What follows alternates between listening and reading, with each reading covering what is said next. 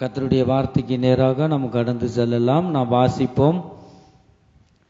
எபிரெயருக்கு எழுதின நிருபம் 11வது அதிகாரம் 8வது வசனம். எபிரெயருக்கு எழுதின நிருபம் 11வது அதிகாரம் 8வது வசனத்தை ஒருவர் சத்தத்தை உயர்த்தி வாசிக்கலாம்.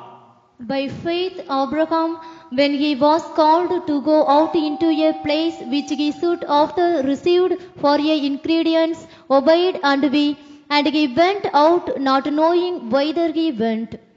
விசுவாசத்தினாலே ஆபிரகாம் தான் சுதந்திரமாக பெறப்போகிற இடத்திற்கு போகும்படி அழைக்கப்பட்ட போது கீழ்ப்படிந்து தான் போகும் இடம் இன்னதென்று அறியாமல் புறப்பட்டு போனான்.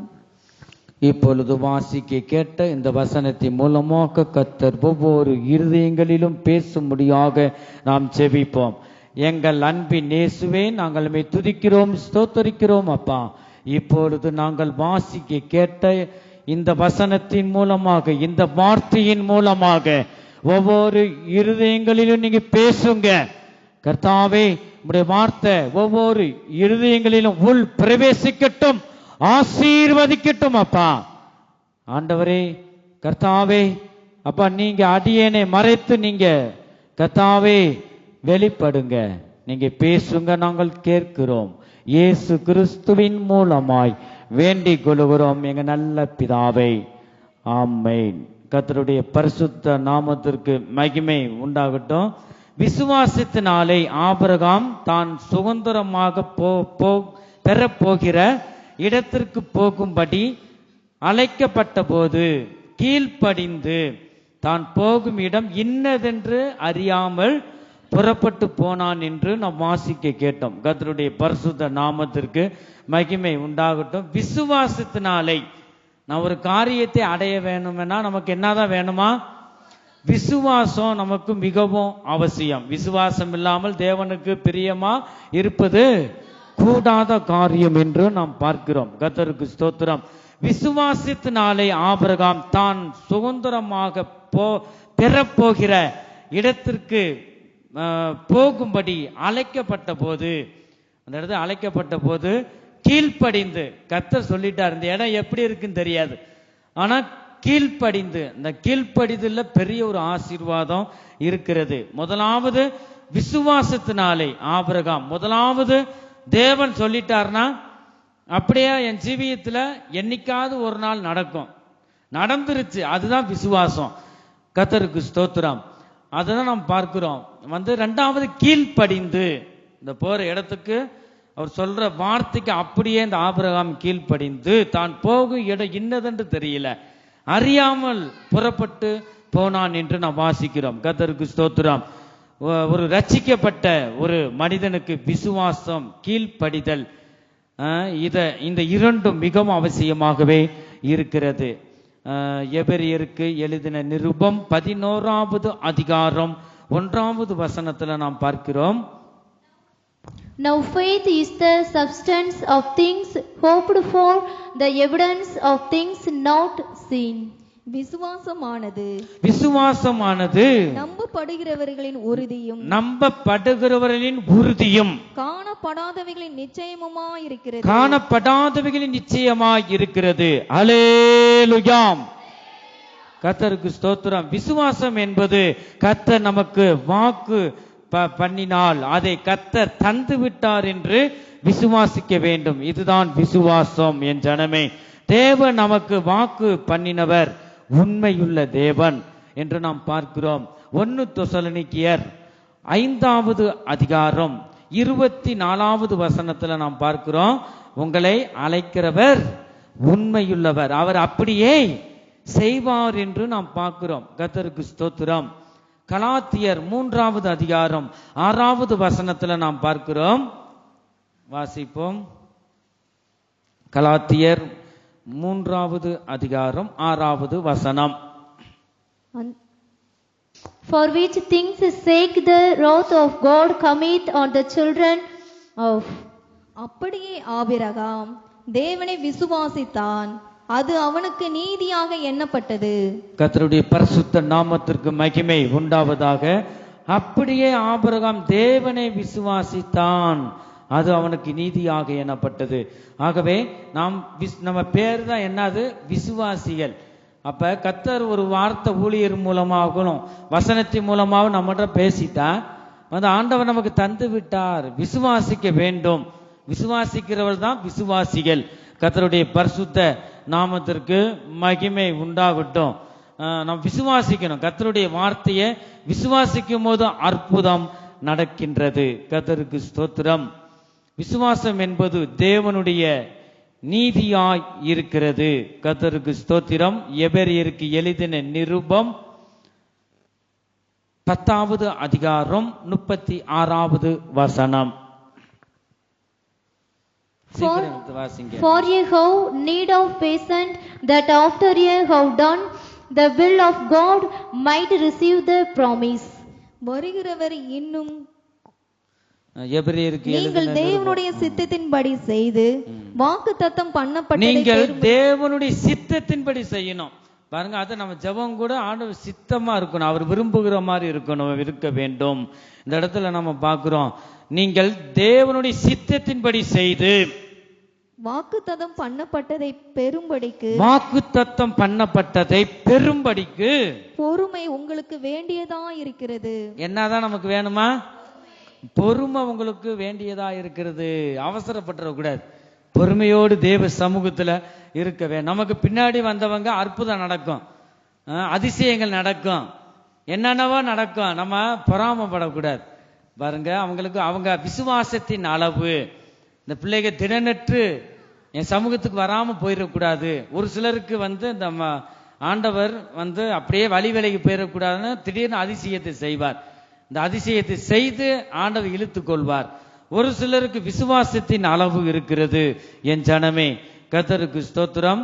நம் பொறுமையோடு அவருடைய சமூகத்திலே நாம் காணப்பட வேண்டும். பொறுமை நமக்கு பண்ணின வாக்குத்தத்தத்தை பெறும்படிக்கு பொறுமை உங்களுக்கு வேண்டியதாய் இருக்கிறது என்று நாம் பார்க்கிறோம். கர்த்தருக்கு ஸ்தோத்திரம். கர்த்தர் ஒன்று சொல்லிட்டா அதை தருவார் என்று அவர் சமூகத்தில் பொறுமையுடன் நாம் காத்திருக்க வேண்டும், அதை பெற்றுக்கொள்ள வேண்டும். யாக்கோபு 5வது அதிகாரம் 11வது வசனம். யாக்கோபு 5வது அதிகாரம் 11. வாசிங்க. Behold, we count them happy which endure, have got of the patient of Job, and have seen the end of the Lord, that the Lord is very bountiful of the tender mercy. இதோ பொறுமையா இருக்கிறவர்களை பாக்கியவான்கள் என்கிறோமே. யோவின் பொறுமை குறித்து கேள்விப்பட்டிருக்கிறீர்கள், கர்த்தருடைய செயலின் முடிவையும் கண்டிருக்கிறீர்கள். கர்த்தர் மிகுந்த உருக்கமும் இரக்கமும் உள்ளவராயிருக்கிறாரே. நம்முடைய தேவன் எப்படிப்பட்டவரா இருக்கிறார்? இரக்கமுள்ள தேவனாய் இருக்கிறார். என் ஜனமே, இதோ பொறுமையை குறித்து பாருங்க, அந்த இடத்துல அதான் பார்க்கிறோம். கர்த்தருடைய பரிசுத்த நாமத்திற்கு மகிமை உண்டாகும். இதோ பொறுமையாய் இருக்கிறவர்களை பாக்கியவான்கள் என்கிறோமே. யோபின் பொறுமையை குறித்து கேள்விப்பட்டிருக்கிறீர்கள், கர்த்தருடைய செயலின் முடிவையும் கண்டிருக்கிறீர்கள். கர்த்தர் மிகுந்த உருக்கமும் இரக்கம் உள்ளவராயிருக்கிறார். ஒருவரையும் அவர் கைவிட மாட்டார். அவருடைய சமூகத்தில் நீ பொறுமையுடன் காத்திருக்கும் போது ஒரு நாள் நீ வேண்டிக் கொண்ட காரியத்தை அவர் நிறைவேற்றி தருவார். அதுக்கு இடையில என்ன நடக்குது? ஒரு விண்ணப்பம் பண்றோம், சோதனைகள் வருது, துன்பங்கள் வருது. இதெல்லாம் ஏன் வருது? அதுக்கு இடையில உங்களை சரி பண்ணுவார், உங்களை சீர்படுத்துவார். ஆனா நீ பண்ணின விண்ணப்பத்தை தராம இருக்க மாட்டார். இந்த முடிவுல ஆண்டவர் தருவார். இந்த யோபை பற்றி நாம் பார்த்தோம். ஆசீர்வாதத்தை தந்தார். சோதனை நாட்கள் எல்லாம் எடுக்கப்பட்டது. ஆனா கடைசி முடிவில் பொறுமையோடு தேவ சமூகத்தில் இருந்தார். தேவனை தூசிக்கல, பொறுமையுடன் இருந்தார். அந்த முடிவுல 2 மடங்காக தந்தார் என்று வேதம் சொல்லுகிறது. கர்த்தருடைய பரிசுத்த நாமத்திற்கு மகிமை உண்டாவதாக. சங்கீத புஸ்தகம் 40வது சங்கீதம் 1வது வசனத்துல நாம் பார்க்கிறோம். சங்கீத புஸ்தகம் 40வது சங்கீதம் 1வது வசனம். எடுக்கவே வர நேரம்னா என்ன செய்ய? வாசிங்க. கர்த்தருக்காக பொறுமையுடன் காத்திருந்தேன். கர்த்தருக்காக பொறுமையுடன் காத்திருந்தேன். அவர் என்னிடமாய் சாய்ந்து என் கூப்பிடுதலை கேட்டார். ஹல்லேலூயா. கர்த்தருக்காக பொறுமையுடன் காத்திருக்கணுமா? எங்க காத்திருக்கணும்? தேவ சமூகத்தில் நீங்க காத்திருக்கணும். யார் யாரோ வந்து நம்ம வீட்டுக்கார் வேலைக்கு போயிட்டு எப்ப வருவார்னு காத்திருப்பாங்க. பிள்ளைகள் ஸ்கூலுக்கு விட்டவரன்னு எப்படா அந்த பஸ் வரும் பிள்ளைகளை கூட்டு போக காத்திருப்பாங்க.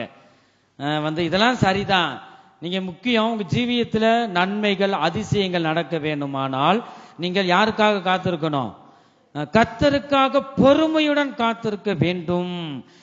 காத்திருக்கும் போதுதான் இந்த தாவீது சொல்றாரு, நான் காத்திருந்தேன், அவர் என்னிடமாய் சாய்ந்து என் கூப்பிடுதலை கேட்டார் என்று நாம் பார்க்கிறோம். என் ஜனமே, கர்த்தருக்கு ஸ்தோத்திரம். நம் தேவ சமூகத்துல பொறுமை நமக்கு மிகவும் அவசியம். 1 பேதுரு 1வது அதிகாரம் 7வது வசனத்தை நாம் வாசிக்கலாம். அழிந்து போகிற பொன் அக்கினியிலே சோதிக்கப்படும், அதை பார்க்கிலும் அதிக விலையேற பெற்றதா இருக்கிற உங்கள் விசுவாசம் சோதிக்கப்பட்டு இயேசு கிறிஸ்து வெளிப்படும் போது உங்களுக்கு புகழ்ச்சியும் கனமும் மகிமையும் உண்டாக காணப்படும். ஹல்லேலூயா. கர்த்தருடைய பரிசுத்த நாமத்திற்கு மகிமை உண்டாகட்டும். இந்த இடத்துல அதான் பார்க்கிறோம், சோதிக்கப்படும்படி. உங்க விசுவாசம் எந்த அளவு இருக்கு? ஏதாவது ரேச ஆண்டவர் தட்டும் போது நீ ஆண்டவரை விட்டு ஆண்டவரும் இல்ல தெய்வமும் இல்ல அப்படி போயிடுறியா? அந்த உன்னை சோதிக்கும்படியாக தான் உன் விசுவாசம். எது வந்து பொன் அக்கினியில, அந்த தங்கமா பித்தாலையா, ஒரிஜினலா டூப்ளிகேட்டா வந்து அக்கினியில பாருங்க உருக்குவாங்க. உருக்கும் போது அது வெளிப்பாடு தெரியும். அது மாதிரி ஆண்டவர் நம்ம ரட்சிக்கப்பட்டிருக்கலாம், சில காலம் தேவ சமூகத்துல இருக்கலாம், தேவனுடைய பிள்ளை என்று சொல்லலாம். சில காலம் வரும்போது உனக்கு சோதனை, அதை மூழ்கி ஞானஸ்தானம் எடுக்கும் போது ஒவ்வொருவருக்கும் இந்த சோதனைகள் வைக்கப்பட்டிருக்கும், ஒவ்வொரு விதத்திலும் இருக்கும். இதை தாண்டி வாரையா, எதுவுமே வேண்டான்னு பின்வாங்கி போயிடுறியா, அதுதான் சோதிக்கப்படுறது. நம்ம விசுவாசம் எந்த அளவு, இந்த வசனத்துல அதான் பார்க்கிறோம். கர்த்தருக்கு ஸ்தோத்திரம். பொன் அக்கினியினாலே சோதிக்கப்படும், அதை பார்க்கிலும் அதிக விலையேற பெற்றதா இருக்கிற உங்கள் விசுவாசம் சோதிக்கப்பட்டு இயேசு கிறிஸ்து வெளிப்படும் போது உங்களுக்காக புகழ்ச்சியும் கனமும் மகிமையும் உண்டாகும்படி காணப்படும் என்று நாம் பார்க்கிறோம். அதனால விசுவாசம் உள்ளவர்களா இருக்கணும். வந்து வாழ்க்கை உயர்வு தாழ்வு எல்லாம் இருக்கும். ஆனா ஒன்னே ஒண்ணு நினைச்சுக்கிறோம், என் தேவன் எனக்குள்ள இருக்கிறார், உலகத்தில் உள்ளவனிலும் என்னில் இருக்கிறவர் பெரியவர், அவர் என்னை கைவிட மாட்டார், எனக்கு ஒரு எதிர்காலத்தை ஆண்டவர் வைத்திருக்கிறார். ஆகவே இந்த நாட்கள் அப்படிப்பட்ட விசுவாசம் வேணும். சிறு பிள்ளைகளுக்கு இருக்கிற விசுவாசம் பெரியவங்களுக்கு இல்ல. ஒரு வாலிப பயங்களுக்கு இருக்கிற விசுவாசம் யாருக்கு இல்ல? பெரியவர்களுக்கு ரட்சிக்கப்பட்ட 30 வருஷம் 20 வருஷம் 2 வருஷம் அப்படி இருக்கிற விசுவாசிக்குள்ள காண முடியல. கர்த்தருடைய பரிசுத்த நாமத்திற்கு மகிமை உண்டாகட்டும். ஒரு மனிதனுக்கு விசுவாசம் இருந்தா தான் விடுதலை உண்டாகும், நன்மையை பெற்றுக்கொள்ளலாம், நாம் மனதில் நினைச்சதை நம்ம சாதிக்கலாம். விசுவாசம் மட்டும் உங்களுக்கு இருந்தா எப்படிப்பட்ட காரியத்தை நீங்க சாதிக்கலாம். இந்த விசுவாசம் உங்களுக்குள்ளும் எனக்குள்ளும் மிகவும் அவசியமாகவே இருக்கிறது. யோபின் சரித்திரம் 23வது அதிகாரம் 10வது வசனத்துல நாம் பார்க்கிறோம். ஆனாலும் நான் போகும் வழியை அவர் அறிவார். ஆனாலும் நான் போகும் வழியை அவர் அறிவார். யார் அறிவார்? தேவன் அறிவார். அவர் என்னை சோதித்த பின், அவர் என்னை சோதித்த பின் நான் பொன்னாக விளங்குவேன், நான் பொன்னாக விளங்குவேன். ஹல்லேலூயா. ஆகவே இந்த சோதனையை சகிக்கிற மனுஷன் பாக்கியவான். ஆகவே நம்ம சோதனையை சகிக்கணும். அந்த யோபு சொல்றாரு பாருங்க, இந்த யோபு 10 பிள்ளைகளையும் இழந்துட்டார் ஒரே நாளுல. என்னது ஏகப்பட்ட வேலைக்காரர்கள், ஆடு மாடு ஒட்டகம் கழுதை ஏகப்பட்டது. வந்து அவங்க மனைவி ஒரு ஆளு தான் அப்படி இருந்தது பாருங்க. அதுக்கு பிறகு 10 பிள்ளைகளை கொடுத்தார், மற்ற எல்லாவற்றையும் 2 மடங்கு கர்த்தர் ஆசீர்வதித்தார். இந்த யோபு தான் சொல்றார், ஆனால் நான் போகும் வழியை அவர் அறிவார். நான் உத்தமன் என்று அவருக்கு தெரியும், நான் அவருக்கு பயப்படுகிறவன் எனக்கு தெரியும். இந்த சோதனை ஏன் வருதுன்னு தெரியல, ஆனா தேவன் என் அருகிலே எனக்குள்ள இருக்கார், அவர் என்னை கைவிட மாட்டார். தேவனை தூசிக்கல அந்த யோபு. அவர் என்ன சொல்றாரு, அவர் என்னை சோதித்த பின் நான் பொன்னாக விளங்குவேன். அந்த ஒரு நிச்சயம் அவருக்கு இருந்தது. என் ஜனமே, உனக்கு சோதனை வரும்போது நீ பின்வாங்கி போக வேண்டாம்.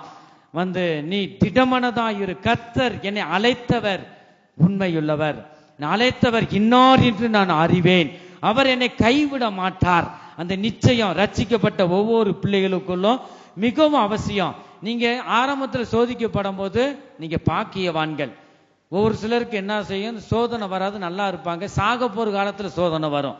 இப்ப நீங்க தாங்க முடியாது, சரீரத்தை பலன் இருக்காது. நீங்க ஆரம்பத்திலே உங்களுக்கு சோதனை வருதுன்னா நீங்க பாக்கியவான்கள். அல்லேலூயா. அப்ப இந்த சோதித்த பின் நீங்க பொன்னாக விளங்குவீங்க, யாவருக்கும் ஆசீர்வாதமாக நீங்க காணப்படுவீங்க. கர்த்தருக்கு ஸ்தோத்திரம். ஆதியாகமம் 22வது அதிகாரம் 1-19 வரை நாம் வாசிக்கலாம். இப்ப யாரை பற்றி தான் நம்ம கர்த்தர் இந்த கால வேளையில பேசுகிறார்? ஆபிரகாமை பற்றி பேசுகிறார். ஆபிரகாமை போல விசுவாசம் உள்ளவர்களாயும் வேற கீழ்ப்படுகிற பிள்ளைகளாகவும் காணப்பட வேண்டும். வாசிங்க. இந்த காரியங்கள் நடந்த பின்பு தேவன் இந்த காரியம் நடந்த பின், எந்த காரியம் நடந்த பின்பு? மேல உள்ள வசனங்களை நீங்க வாசிக்கும் பொழுது நேரம் உள்ள வீடுகளிலிருந்து வாசிங்க. இந்த காரியங்கள் நடந்த பின்பு தேவன் ஆபிரகாமை சோதித்தார். ஆபிரகாமை சோதித்தார். ஒரு மனிதனுக்கு சோதனை இல்லாம எதுவுமே நீங்க பெற்றுக்கொள்ள முடியாது. ஒரு ஓட்ட போட்டியில போறோம்னா கோப்பைய கையில கொடுத்துருவாங்களா, பேர் சொல்லி வாங்கன்னு. என்னதான் செய்யணும்? இந்த பரீட்சையில நீ ஜெயிக்கணும். இந்த பந்தயத்துல நீ ஜெயிக்கணும். இந்த ஆபிரகாமுக்கு சொல்லிட்டாரு. ஆனா அந்த ஆபிரகாம் விசுவாசித்தார். தேவன் சொல்லிட்டா நடக்கும். அதே மாதிரி ஆண்டோடைய வார்த்தை கீழ்ப்படிஞ்சிட்டார். அப்படி இருந்தும் என்ன சொல்றாரு? ஆபிரகாமே சோதிக்கிறார். அந்த சோதனை காலம் யாருக்கு வருது? ஆபிரகாமுக்கு வருது. வரும்போது வாசிங்க. எப்படி எனில் அவர் அவனை நோக்கி ஆபிரகாமை என்றார். ஆபிரகாமே என்றார். அவன் இதோ அடியேன் என்றான். இதோ அடியேன் என்றான். அப்பொழுது அவர் உன் புத்திரனும் உன் ஏகசுதனும் உன் நேசகுமாரனும் உன் புத்திரனும் ஏகசுதனா ஒரே மகன், உன் நேசகுமாரனாகிய ஈசாக்கை நீ இப்பொழுது அழைத்து கொண்டு மோரியா தேசத்துக்கு போய் அங்கே நான் உனக்கு குறிக்கும் மலைகளின் ஒன்றின் மேல் அவனை தகன பலியாக பலியிடு என்றார். எப்படி இருக்கும் பாருங்க. குழந்தை இல்லாம எத்தனோ வருஷம் நம்மளாம் பொறுமை இழந்துரும். அதனாலதான் நீ பொறுமையோடும் காத்திருக்கணும் தேவ சமூகத்துல. இந்த பொறுமை பாருங்க. ஆபிரகாமுக்கு அவ்வளவு பொறுமையா இருந்தார். இந்த உலகத்தையே தூக்கி கொடுத்தார் சகலமும். ஆனா குழந்தை இல்லையே. அதான் கேட்கிறாரு, அங்க எனக்கு வேலை பார்க்கிற வேலைக்காரனு குழந்தை பிறக்குது, ஆனா எனக்கு குழந்தை இல்லையா ஆண்டவரே. இப்ப ஆபிரகாம் ஆண்டவர்கிட்ட கேட்கிறார் பாருங்க. அவருக்கு ஒரு குறைவு, குழந்தை இல்லை. இருந்தாலும் விசுவாசம் பயங்கரமா இருந்தது. எத்தனோ வருஷத்துக்கு பிறகு வயசு போன காலத்துல, பல்லு போன காலத்துல, 100 வயதுல பாருங்க குழந்தைய தருகிறத நம்ம பார்க்கிறோம். அந்த இடத்துல பார்க்கிறோம். அந்த இடத்துல என்னன்னு சொல்றாரு, பலி செலுத்த சொல்றாரு. மோரியா மலை அங்க போய் என்ன செய்ய, ஈசாக்க இந்த இடத்துல என்ன, ஒரே மகன் ஏக சுதனும் ஒரே மகனும் உன் நேசிக்கிற என்னது நேசகுமாரனா ஈசாக்கு. எவ்வளவு கொஞ்சிருப்பான் பாருங்க. ஒரே கொள்ள வருஷத்துக்கு பிறகு பிறந்தா எவ்வளவு, யாரையும் தொட கூட விட மாட்டாங்க. உன் பிள்ளை நான் தொட்டு ஒன்னும் செய்யாதுமா, எல்லாரும் நீங்க கேள்விப்பட்டிருப்பீங்க. அவ்வளவு நேசித்தாராம் அந்த ஆபிரகாம். ஆனா அந்த ஆபிரகாம் பாருங்க, இந்த பலி செலுத்தும் போது 12 வயது. எத்தனை வயது? ஈசாக்குக்கு 12 வயது. ஒரே மகனை யாராவது நரபலி பாருங்க, மனுஷரை போய் பலி செலுத்துவாங்களா? ஆண்டவர் அப்படிப்பட்டவரா? ஆண்டவர் சோதனை பாருங்க எப்படி. ஆபிரகாமுக்கு அதே ஒவ்வொரு மனிதனுக்கும் ஒவ்வொரு விதத்திலும் சோதனை வரும். ஆனா ஆபிரகாமுக்கு எப்படி, ரொம்ப வருஷத்துக்கு பிறகு ஏதோ குழந்தை ஆசை காமிச்சு கிடையாது, மோசம் பண்றாரு. என்ன கர்த்தாவே, நீ எல்லாம் ஒரு ஆண்டவரா? நம்மனா கேட்டிருப்போம் பாருங்க. தூசிக்க கூடாது. இந்த யோபு போலதான் இவரும் ஆபிரகாம் தூசிக்கல. நான் கொடுத்தேன் சரிதான், 12 வயது கரெக்டா, நீ போ பலி செலுத்து. தகன பலி, துண்டம் துண்டமா என்ன செய்யணும், தகன பலி செலுத்தணும். விறகு அடுக்கி பாருங்க எவ்வளவு வேதனையா இருக்கும். 12 வருஷம் அவன் எவ்வளவு கொஞ்சிருப்பான் ஆபிரகாம். அவ்வளவு நேசம் வைத்து, ஒரே ஏக சுதன், ஒரே மகன், எவ்வளவு ஒரு பாசம் வச்சிருப்பாங்க பாருங்க. சொல்லும் போது எவ்வளவு வேதனை இருக்கும் அந்த ஆபிரகாமுக்கு. நம்ம அப்படி செஞ்சிருப்போமா? பதில் பேசியிருப்போம். பாருங்க இந்த இடத்துல அதை நம்ம பார்க்கிறோம். வாசிங்க. ஆபிரகாம் அதிகாலையில் எழுந்து தன் கழுதையின் மேல் சேணம் கட்டி தன் வேலைக்காரரின் 2 பேரையும் தன் குமாரன் ஈசாக்கையும் கூட்டிக் கொண்டு தகன பலிக்கு கட்டைகளையும் பிளந்து கொண்டு தேவன் தனக்கு குறித்த இடத்திற்கு புறப்பட்டு போனான். 3ஆம் நாளில் ஆபிரகாம் தன் கண்களை ஏறெடுத்து பார்த்து தூரத்திலே அந்த இடத்தை கண்டான். அப்பொழுது ஆபிரகாம் தன் வேலைக்காரரை நோக்கி, நீங்கள் கழுதையை நிறுத்தி இங்கே அவர் போற பிரயாணம் 3 நாள். அப்ப எல்லாம் சாப்பாடு எல்லாமே வச்சிருப்பாங்க பாருங்க. அதுல 2 வேலைக்காரரை கூட்டு போறாரு. அந்த இடத்தை ஏறெடுத்து பார்க்கிறார். தூரத்திலே அந்த இடத்தை கண்டான். அப்பொழுது ஆபிரகாம் தன் வேலைக்காரரை நோக்கி என்ன சொல்றாரு? நீங்கள் கழுதையை நிறுத்தி இங்கே காத்திருங்கள். இங்கே காத்திருங்கள். பாருங்க வார்த்தை மறுபடியும் கர்த்தருக்காக காத்திருங்கள். இப்ப ஆபிரகாம் என்ன சொல்றாரு? வேலைக்காரர் இங்க காத்திருங்கள். இப்ப அவர் அங்கங்க வைக்கிற இடத்துல வைக்கிறார். இங்க காத்திருங்க சொல்லிட்டு என்ன சொல்றாரு? நானும் பிள்ளையாண்டானும் அவ்விடம் மட்டும் போய் தொழுது கொண்டு உங்களிடத்திற்கு திரும்பி வருவோம் என்றான். பாருங்க பிள்ளைய பலி செலுத்துன்னு சொன்ன 2 வேலைக்காரன் ஓடி போய் சாராளுக்கு சொல்லியிருப்பாங்க. இப்ப சாராளும் கூட பாருங்க விட்டதுக்கு காரணம் என்னன்னா, பலி செலுத்தினா அந்த காலத்துல எதை தான் பலி செலுத்துவாங்க? காளை, ஆடு, அதுகளை தான் பலி செலுத்துவாங்க. அது நேசமா எந்நேரமும் தோல்ல தூக்கி போட்டு அவ்வளவு பாசமா பிள்ளைன்னு பாருங்க அப்படி இருந்திருப்பாரு இந்த ஆபிரகாம். அதனாலதான் சாராலும் கூட சரி பலி செலுத்த தானே, பிள்ளைய பலி செலுத்துறது தெரியாது, ஏதோ காலை ஏதாவது பலி செலுத்துவாங்க, சரி பிள்ளைக்கு போய் சுத்தி காமிக்கிட்டும் போட்டும் சொல்லிட்டு தான் சாரால் விட்ட காரணம். அப்ப அந்த வேலைக்காரருக்கு கூட தெரியாது, இங்கேயே நில்லுங்க. பாருங்க எவ்வளவு ஞானமா ஆண்டவர் செய்கிறார். நானும் என் பிள்ளையாண்டனும் அவ்விடம் போய் தொழுது கொண்டு உங்களிடத்தில் திரும்பி வருவோம். விசுவாசம், இந்த விசுவாசம் நமக்கு இருக்கா? ஆண்டவர் ஈசாக்க பலியிட சொல்றார். ஈசாக்கு மூலமா இந்த சந்ததியை உருவாக்குவேன், பெருக பண்ணுவேன்னு சொல்றார். அப்ப ஈசாக்கு பலியிட்டாச்சுன்னா சந்ததி எப்படி பெருகும்? ஆண்டவர் சொல்லிட்டா உண்மையா இருக்கும், ஆண்டவர் கைவிட மாட்டார். பாருங்க அவர் ஒரு நம்பிக்கை தான், இருந்தாலும் தேவன் இதை சொல்லிட்டாரே, சரி ஆண்டவர் கைவிட மாட்டார். அவர் சித்தத்துக்கு ஒப்பு கொடுத்து அப்படி கீழ்ப்படிந்தார் ஆபிரகாம். கீழ்ப்படிஞ்சு அப்படியே போறாங்க. யார் யார் போறா? ஆபிரகாமும் ஈசாக்கும். ஆபிரகாம் தகன பலிக்கு கட்டைகளை எடுத்து தன் குமாரனாகிய ஈசாக்கு மேல் வைத்து பாருங்க 12 வயது தான் இந்த தகன பலி இடுறதுக்கு இந்த கட்டைகள் வேணும்ல தோல் வைக்கிறாங்க ஈசாக்கு 12 வயசுல. இப்ப கழுத வயசு ஆனாலும் 20 வயசு ஆனாலும் என்னால தூக்க முடியாது, சின்ன பாரத்தை கூட தூக்க முடியாதுன்னு சொல்லுவாங்க. இந்த 12 வயசுல பாருங்க இந்த ஈசாக்கு ஆபிரகாம் கீழ்ப்படிஞ்சு தோள்பட்டையில என்னதுதான் கட்டைகளை தன் கைகளிலே நெருப்பையும் கத்தியையும் எடுத்துக்கொண்டான். யாரு? ஈசாக்கு.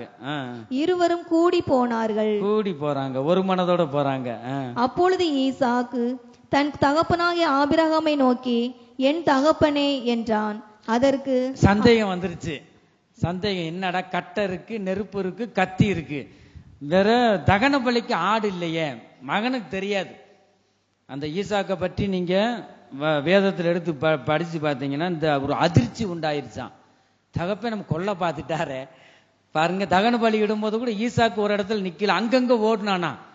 அப்பா நீ எல்லாம் ஒரு அப்பாவா, என்னையே தகன பலியிட வந்துட்டேன் சொல்லிட்டு ஓடி இருக்கேன். அது பிடிச்சு இன்னொரு சரித்திரத்துல நான் வாசிக்கிறோம், பிடிச்சு இந்த கட்டையில காலும் கையும் கெட்டி வைக்க அந்த ஆபிரகாமுக்கு எவ்வளவு. ஆனா ஆண்டவர் சொல்லிட்டாரே, அவர் கீழ்ப்படியணும், அவ்வளவு பக்தி வைராக்கியம் ஆண்டவர் மேல இந்த ஆபிரகாமுக்கு. அது அவருக்கு சந்தேகம் வந்துருச்சு, கட்டை இருக்கு, நெருப்பு இருக்கு, கத்தி இருக்கு, பலியிடுறதுக்கு ஆடு எங்க அவர் கேட்கிறாரு. வாசிங்க. அதற்கு அவன், என் மகனே இதோ இருக்கிறேன் என்றான். அப்பொழுது அவன், இதோ நெருப்பும் கட்டையும் இருக்கிறது, தகன பலிக்கு ஆட்டுக்குட்டி எங்கே என்றான். அதற்கு ஆபிரகாம், என் மகனே தேவன் நமக்கு தகன பலிக்கான ஆட்டுக்குட்டியை பார்த்து கொள்வார் என்றார். தேவன் பார்த்து கொள்வார். உங்க பிள்ளைய எது கேட்டாலும் இதெல்லாம் அவ்வளவு தூரம் பெரிய காரியம் நீ கேட்டது செய்ய முடியாதுன்னு சொல்லக்கூடாது.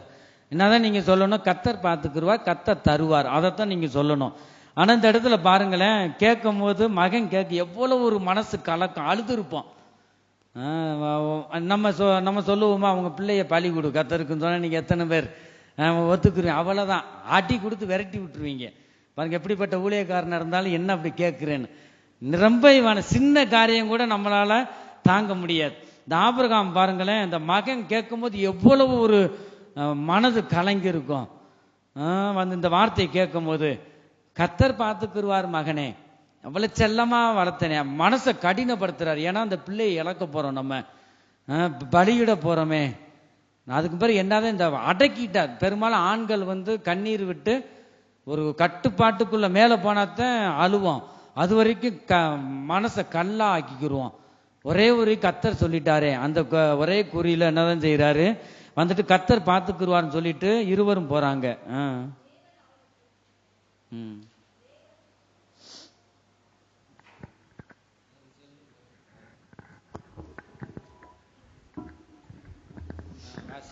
தேவன் அவனுக்கு சொல்லியிருந்த இடத்துக்கு வந்தார்கள்.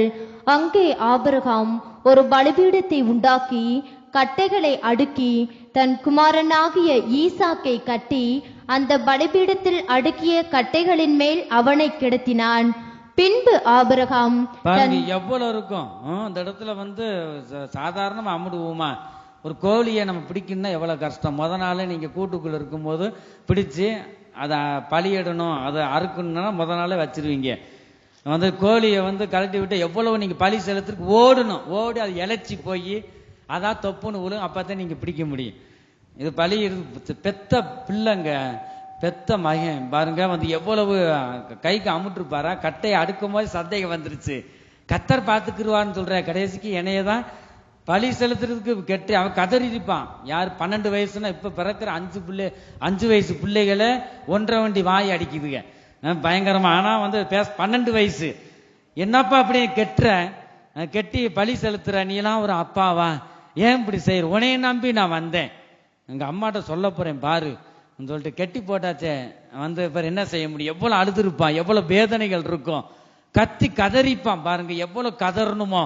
இந்த ஈசாக்கு கதறி வந்து இருப்பான். என்னென்ன சொல்லணுமோ அத்தனை கத்தரை நோக்கி கூட கூப்பிட்டு இருப்பான் அந்த வேலையில.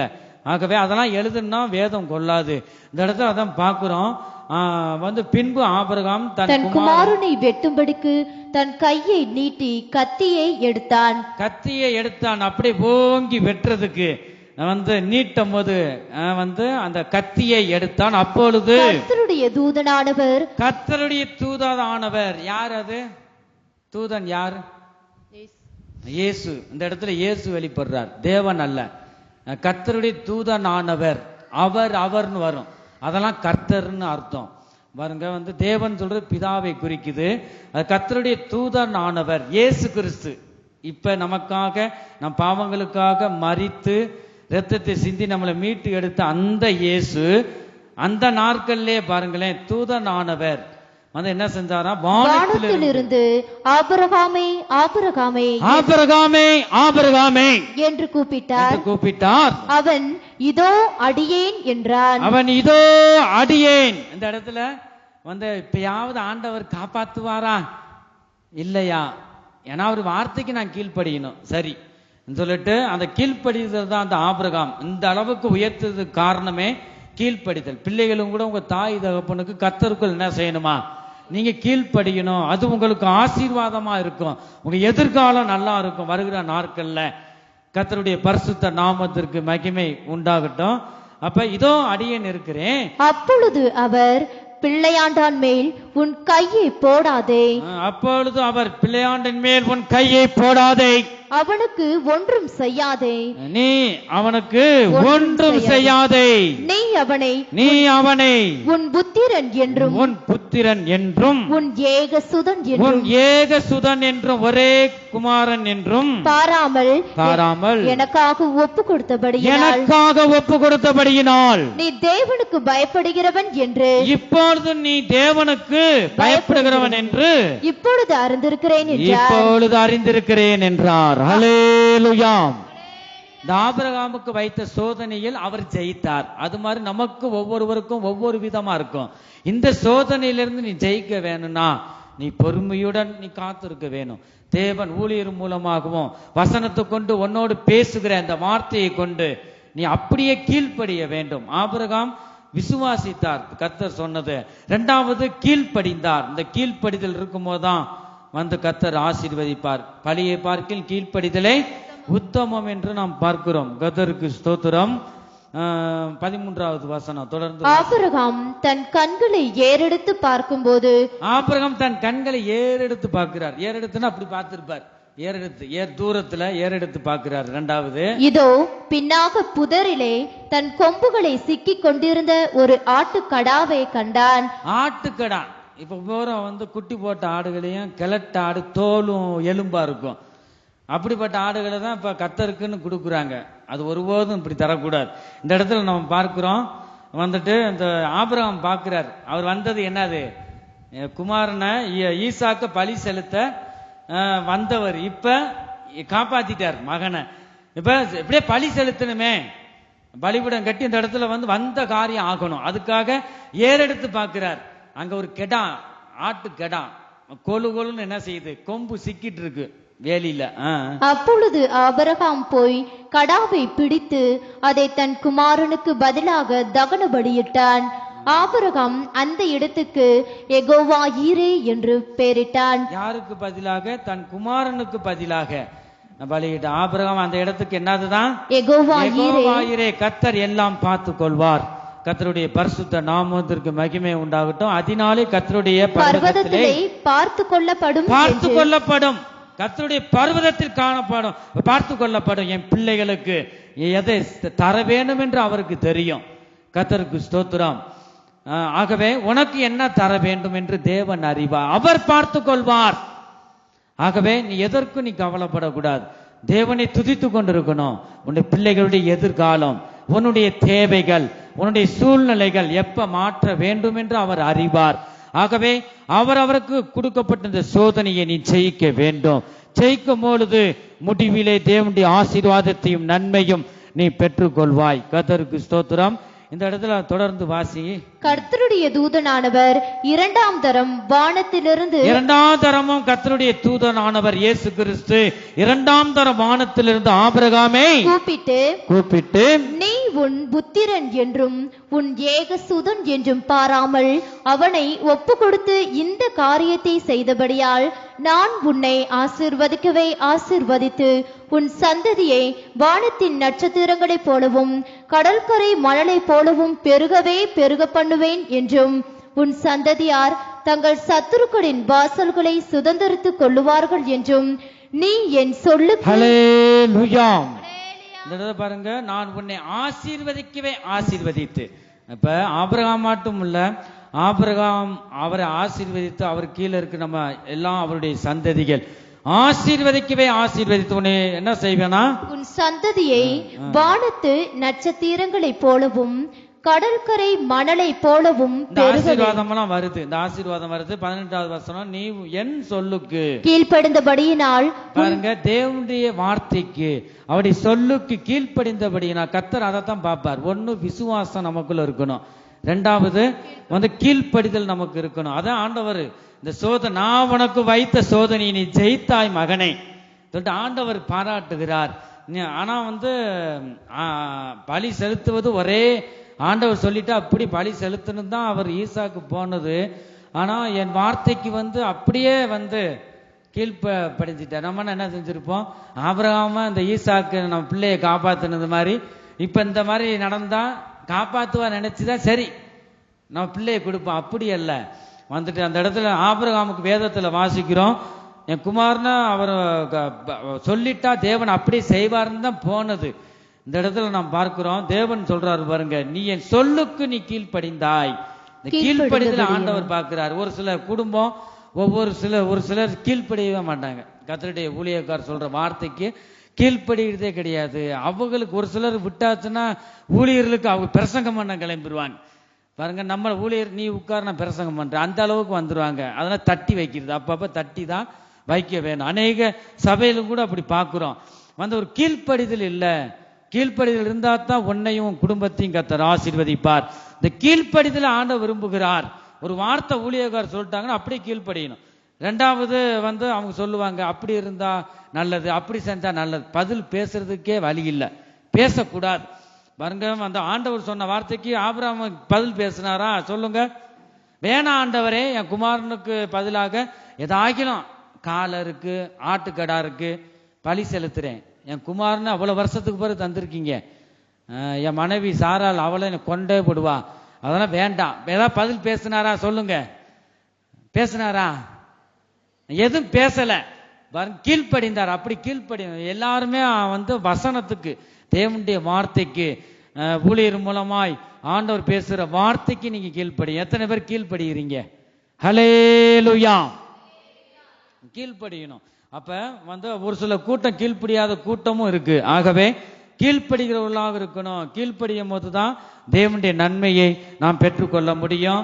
தேவன் சாட்சி சொல்றார், நீ என் சொல்லுக்கு நீ கீழ்ப்படிந்தபடியினால் உன் சந்ததிக்குள் பூமியில் உள்ள சகல ஜாதிகளும் ஆசீர்வதிக்கப்படும். சகல ஜாதிகளும் பாருங்க, ஆபிரகாம் மட்டும் நம்ம இதுவரைக்கும் அவர் கீழ்ப்படிந்தார். அதனாலதான் கர்த்தர் நம்ம ஒரு சில இப்படி செய்யும் போது கர்த்தர் மன்னிக்கிறார். அப்ப ஆபிரகாமின் சந்ததிகள், அப்ப அவர் கீழ்ப்படிந்தார். அந்த கீழ்ப்படிதலின் ஆவி நமக்கு இருக்கும்போது கர்த்தர் நம்மை ஆசீர்வதிக்கிறார். கர்த்தருக்கு ஸ்தோத்திரம். 19வது வசனம். ஆபிரகாம் தன் வேலைக்காரர் இடத்திற்கு திரும்பி வந்தான். அவர்கள் எழுந்து புறப்பட்டு ஏகமாய் பெயர் செபாவுக்கு போனார்கள். ஆபிரகாம் பெயர் செபாவிலே குடியிருந்தான். இந்த காரியங்கள் நடந்த பின்பு ஒருவன் ஆபிரகாமிடத்தில் வந்து, மில்காலும் உன் சகோதரனாகிய போதும் பாருங்க, இந்த இடத்துல நாம் பார்க்கிறோம், இந்த காரியம் முடிஞ்சு. ஈசாக்கு அந்த பலி செலுத்தினத ஏதாவது ஒரு நில அதிர்ச்சியில இருந்திருக்கிறான். பிறகு அங்க போயிட்டு எங்க குடியிருந்தானா? பெயர் செபாவுக்கு போனார்கள். ஆபிரகாம் எங்க குடியிருந்தார்? அங்க குடியிருந்துட்டார். அவ்வளவுதான். அந்த என்ன செய்ய வேலைக்காரன் ஈசாக்கு அவங்க அம்மாட்ட போயிட்டான். அம்மா இந்த மாதிரி கட்டையை அடுக்கி பலி செலுத்த போயிட்டா, நீயே அனுப்பிவிட்ட வெக்கம் இல்லாம. அங்க இருந்தும் பாரு அந்த கெடாவை பலி செலுத்துவ நீயே அனுப்பிவிட்ட. அவரெல்லாம் ஒரு அப்பாவா? அவரெல்லாம் உனக்கு கணவனா? உனக்கு வெக்கமா இல்லையா? நீ கொல்ல பார்த்துட்டார். அப்படி சொல்லியிருப்பான் நினைக்கிறீங்களா? அவன் வாயே வந்திருக்காது, ஏதோ உளறி சொல்லியிருப்பான். என்னை விட்டா சரிதானே ஓடி இருப்பான் அவங்க தாயிட்ட. நீங்க வீடுகள்ல இருந்து படிச்சு பாருங்க. அந்த 19வது வசனம் நினைக்கிறேன். இந்த இடத்துல நாம் பார்க்கிறோம், ஆதியாகமம் 23வது அதிகாரம் 2வது வசனத்துல நாம் பார்க்கிறோம், கானான் தேசத்தில் உள்ள எபிரோன் என்னும் கீரியாத் அர்பாவிலே சாராள் மரித்தாள். 127 வயசுல சாராள் மரித்தாள். ஈசாக்கு ஒரே மகன் தான். திருமணம் கல்யாணத்தை கூட பார்க்க முடியல. யாரு? சாராள் அங்க மரித்துறா. மரிக்கவும் என்ன ஆகுதாங்க? அப்பொழுது ஆபிரகாம் சாராளுக்காக புலம்பி அழுதார். வசனத்தை கவனிக்கணும். ஆபிரகாம் அப்ப அவர் எங்கதான் இருக்காரு? எங்க இருக்காரு? பெயர் செபாவிலே அவர் குடியிருந்தான். அங்கிருந்து இப்ப வந்துதான் சாராள் மரிச்சிட்டான். பாருங்க, அவங்களுக்குள்ள ஒரு பிளவு உண்டாகுது. ஆனா ஆபிரகாம் ஆண்டவருடைய வார்த்தை கீழ்ப்படின்னு இந்த வைராக்கியம் தான் அந்த ஆபிரகாம் ஆசீர்வதிச்சது. ஒரு சில பெண்கள் அது புரிந்து கொள்ள முடியாது. எவ்வளவுதான் சொன்னாலும் புரிந்து கொள்ள மாட்டாங்க. எத்தனை வருஷம் பிரிந்து இருந்துருங்க, எவ்வளவு கண்ணீர் இருக்கும். இந்த கண்ணீரெல்லாம் கொட்டுறாரு. நான் குமாரனை பலி செலுத்த எனக்கு ஆசையா சொல்லிட்டு ஆண்டவர் சொன்னார், நான் செஞ்சேன் சொல்லிட்டு பாருங்க. கண்ணீரோடு ஆபிரகாம் அழுகிறதே வேதம் சொல்லுகிறது. இந்த இடத்துல பாக்குறோம், சாராளுக்காக புலம்பி அழுதான். ஹல்லேலூயா. ஆகவே ஒரு சில காரியம் குடும்பத்துல அப்படி செய்வாங்க, இப்படி செய்வாங்க. யார் அவங்க இப்படி பேசுவாங்க, இப்படி பேசுவாங்க, நீங்க சிந்திக்கவே கூடாது. கர்த்தருக்கு ஸ்தோத்திரம். ஆகவே நீங்க ஒரு நிச்சயத்தை உடையவர்களா இருக்கணும். தேவன் உங்களுக்கு சொல்றபடி நீங்க அது சரியாக நடக்க வேண்டும். ஆகவே இந்த விசுவாசம் உங்களுக்குள்ள வேணும். கர்த்தருக்கு ஸ்தோத்திரம். அந்த வசனங்கள் வீடுகள்ல இருந்து நீங்க வாசித்து பாருங்க. விசுவாசிக்கிறவர்களுக்கு அற்புதம் அடையாளம் நடக்கும் என் ஜனமே. கர்த்தருக்கு ஸ்தோத்திரம். ஆபிரகாமின் தேவன் அவர் ஈசாக்கின் தேவன், யாக்கோபின் தேவன் அவர் நம்முடைய தேவன். ஆபிரகாமின் தேவன் அவர் ஈசாக்கின் தேவன், யாக்கோபின் தேவன் அவர் நம்முடைய தேவன். மலைகள் எல்லாம் வழிகளாக்குவார், நம் பாதையெல்லாம் செவ்வையாக்குவார். கலங்காதே திகையாதே நிச்சயமாகவே முடிவு உண்டு. கலங்காதே திகையாதே நிச்சயமாகவே முடிவு உண்டு. ஹல்லேலூயாம், ஹல்லேலூயாம். நல்லா தூங்குறவங்க சொல்லுங்க ஹல்லேலூயாம். ஜாக்கிரதையா தேவனுடைய வார்த்தைகளை கவனிக்க வேண்டும். இந்த ஆபிரகாம் பாருங்க, நம்ம நினைக்கிற மாதிரி பரம்பரையா கிறிஸ்தவன் அல்ல.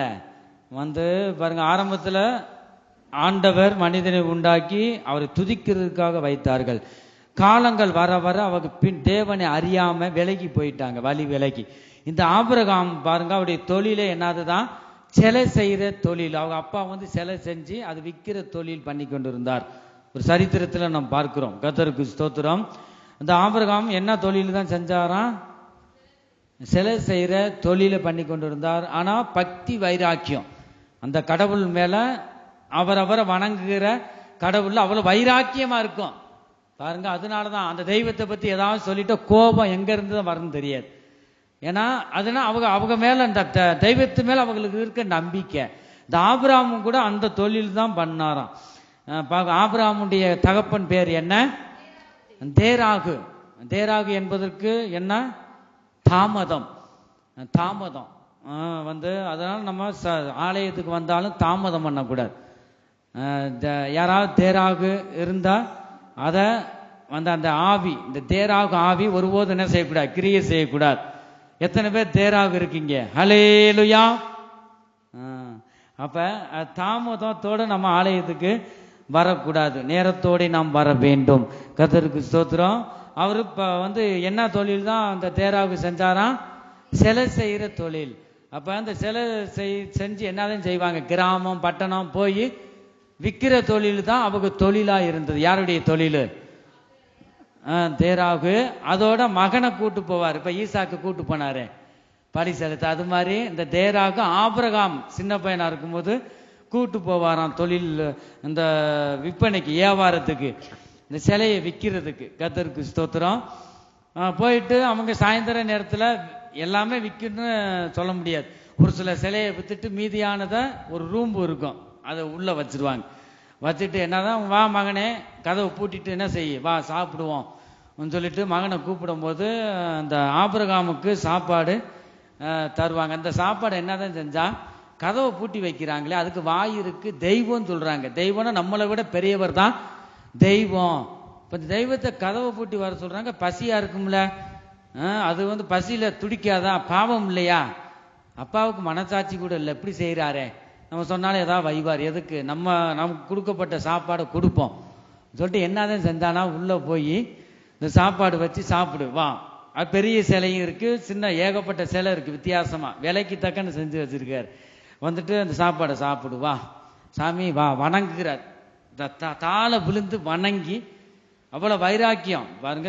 அந்த தேராகு அவ அப்பா செஞ்சது மகன் அப்படியே நம்பிட்டான். அப்ப விற்கிறது அதை வணங்குறாங்க ஜனங்க. சாமி வா, ஏதாவது குத்தம் செஞ்சா மன்னிச்சுக்க, வா சாப்பிடு, என் சாப்பாடை நீ ஏற்றுக்கொள், உனக்கு பசிக்கும் இல்ல, பசிக்குதுன்னா சாப்பிட சொல்றேன். அது என்ன செஞ்சுச்சா, எதுவுமே வரல. அது காது வாய் எல்லாம் இருக்கு, கை இருக்கு, கால் இருக்கு, சரி எதுவும் நடந்து வரமாடுது. அவன் என்ன செய்யறான், சாப்பாடை வாய்க்கு நேரம் காமிக்கிறான், சாப்பிடு, பசிக்கும்ல சாப்பிடு, ஏன் சாமி இப்படி செய்றீங்க சொல்லிட்டு. உண்மையில நடந்த சம்பவம். கர்த்தருடைய பரிசுத்த நாமத்திற்கு மகிமை உண்டாகும். அவன் ஒரு அளவுக்கு பொறுமையா இருந்தான், பொறுமையை இழந்துட்டான். யாரு? ஆபிரகாம். பொறுமையை இழந்து நல்ல ஒரு கம்பு இருந்துச்சு, வத்துன்னு அடிச்சு எதை, இந்த சிலைகளை பூரா நொறுக்கிட்டான். பூரா ஏகப்பட்ட சிலை, அது செய்யறதுக்கு எவ்வளவு கஷ்டப்பட்டிருப்பார். நீ பேசாத தெய்வம், நம்ம அப்பா ஏமாத்திட்டார். என்னைய மட்டும் இல்ல, ஊரவே ஏமாத்திக்கிட்டு இருக்கார். இந்த ஜனம் ஏமாந்து போயிரும்ல, எல்லாரையும் முட்டாளாக்குறாரு நம்ம அப்பா. ஆபிரகாம், அதனாலதான் ஆபிரகாமை தேர்ந்தெடுத்தவர். ஒரு சிலை செய்யற குடும்பத்துல இருக்கிற புறஜாதிகளாகிய இந்த ஆபிரகாமை அழைத்ததுக்கு நம்ம யோசித்து பார்க்க வேண்டும். அவ்வளவு வைராக்கியமா இருந்தார், நம்பிக்கையா இருந்தார். ஆனா அது வரல. எல்லாம் சின்ன சிலையெல்லாம் உடைச்சி நொறுக்கி இந்த பெரிய சிலையை மட்டும் பத்திரமா வச்சுட்டார். எதுக்கு வச்சுட்டு பாருங்க, இந்த சாப்பாடுலாம் கண்டுபிடிச்சிருவாங்க நினைச்சு என்ன சாப்பாடை கீழே செதறி விட்டு வந்து ஒன்றொன்று செதறி இருக்கு, பாதி என்கிட்ட கண்ணு தெரியாம தூக்கி போட்டான். அவன் செய்த காரியம் என்னன்னா, அப்படியே வந்து கதவை போட்டு கமுக்கமா ஒன்னும் தெரியாத மாதிரி படுத்துட்டான். காலையில வியாபாரத்துக்கு போகும்போது கதவை திறந்து பார்த்தா போற நொறுக்கப்பட்டிருக்கு.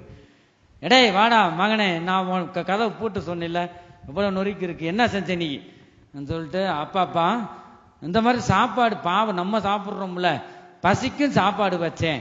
இந்த பெரிய சாமி என்ன செஞ்சிருச்சு, சின்ன சாமியெல்லாம் வந்து சாப்பாடு எனக்கு தான் வேணும்னு சொல்லிட்டு சண்டை போட்டு இந்த சாப்பாடுலாம் பெரிய சாமி சாப்பிட்டுருச்சு, மற்றவங்கெல்லாம் நொறுக்கி கொன்றுச்சுப்பா, உனக்கு தெரியாதா சொல்லிட்டு. அப்பதான் அவர் சொன்னாராம், மகனே நான் உன்னை பெத்த தகப்பேன், என்னைய நீ ஏமாத்த முடியாது, இது நம்ம தொழில்ரா, தொழில். நம்ம வகுத்து பிழப்புக்காக என்ன செய்யறோம், தொழில் பண்றது நம்ம தொழில். ஒவ்வொருத்தவங்களும் ஒரு தொழில் இருக்கும், மீன் பிடிக்கிற தொழில் இருக்கும், பண தொழில் இருக்கும், வித்தியாசமா.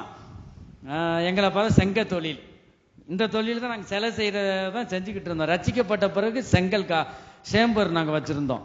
கர்த்தருக்கு ஸ்தோத்திரம். இந்த இடத்துல அதை நம்ம பார்க்கிறோம், மகனை நீ ஏமாத்த தொழில்ரா, போற நொறுக்கி போட்டு அது எனக்கு சொல்றியா? அப்பதான் பாருங்க, அதுக்கு பிறகு நீங்க வேதத்தில் எடுத்து பார்த்தீங்கன்னா, உன் ஜனத்தையும் இனத்தையும் விட்டு நான் உனக்கு காண்பிக்கும் தேசத்திற்கு போன்னு சொல்றார். பாருங்க, கர்த்தர் ஆசீர்வதிக்கிறார். ஆகவே நாம் யோசிக்கணும். கர்த்தருக்கு ஸ்தோத்திரம். குழந்தை, பிறந்த குழந்தை நம்மளை சுமக்க முடியுமா சொல்லுங்க பார்ப்போம். சுமக்க முடியாது. தாய் தான் பிள்ளைய சுமக்கணும்.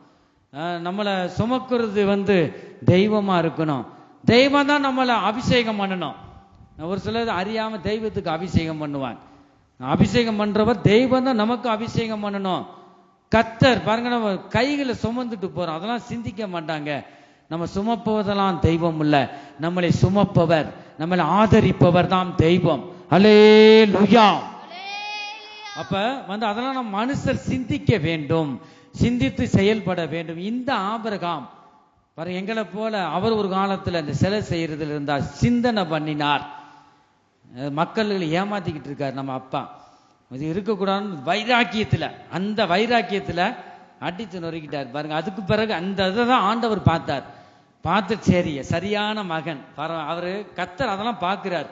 பார்த்துதான் கர்த்தர் ஆபிரகாமை கர்த்தர் ஆசீர்வதிக்கிறார். எபிரெயருக்கு எழுதின நிருபம் 11வது அதிகாரம் 6வது வசனத்துல பார்க்கிறோம், விசுவாசம் இல்லாமல் தேவனுக்கு பிரியமா இருப்பது கூடாத காரியம். ஏனென்றால் தேவனிடத்தில் சேருகிறவன் அவர் உண்டோ என்றும் அவர் தம்மை தேடுகிறவர்களுக்கு விசுவாசிக்க வேணும். நீங்க விசுவாசிக்கிறீங்களா? நான் நீங்க வேண்டிக் கொண்ட விண்ணப்பத்தை ஆண்டவர் எனக்கு தருவார். எத்தனை பேர் விசுவாசிக்கிறோம்? ஹல்லேலூயா. ஆகவே சோர்ந்து போயிடக்கூடாதுங்க.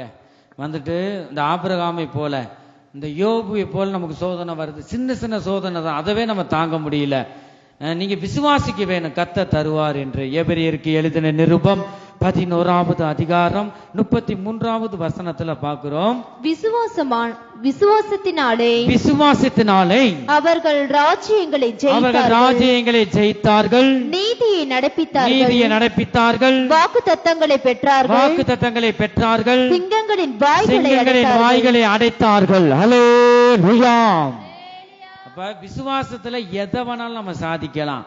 கர்த்தருக்கு ஸ்தோத்திரம். ராஜ்யங்களை செய்தாங்களா, நீதியை நடப்பித்தார்கள், வாக்கு தத்தங்களை பெற்றார்கள். தேவன் ஒவ்வொருவருக்கும் வாக்கு தத்தத்தை தந்திருக்கிறார். ஒவ்வொருவருக்கும் சொல்லுங்க, ஒவ்வொருவங்களுக்கும் கொடுக்கப்பட்ட வாக்கு தத்தத்தை நீங்க சொல்லுவீங்களா? இந்த 2025வது வருஷத்துல எத்தனை பேருக்கு இந்த வாக்கு தத்தம் நிறைவேறி இருக்கு சொல்லுங்க பார்ப்போம். வாக்கு தத்தம்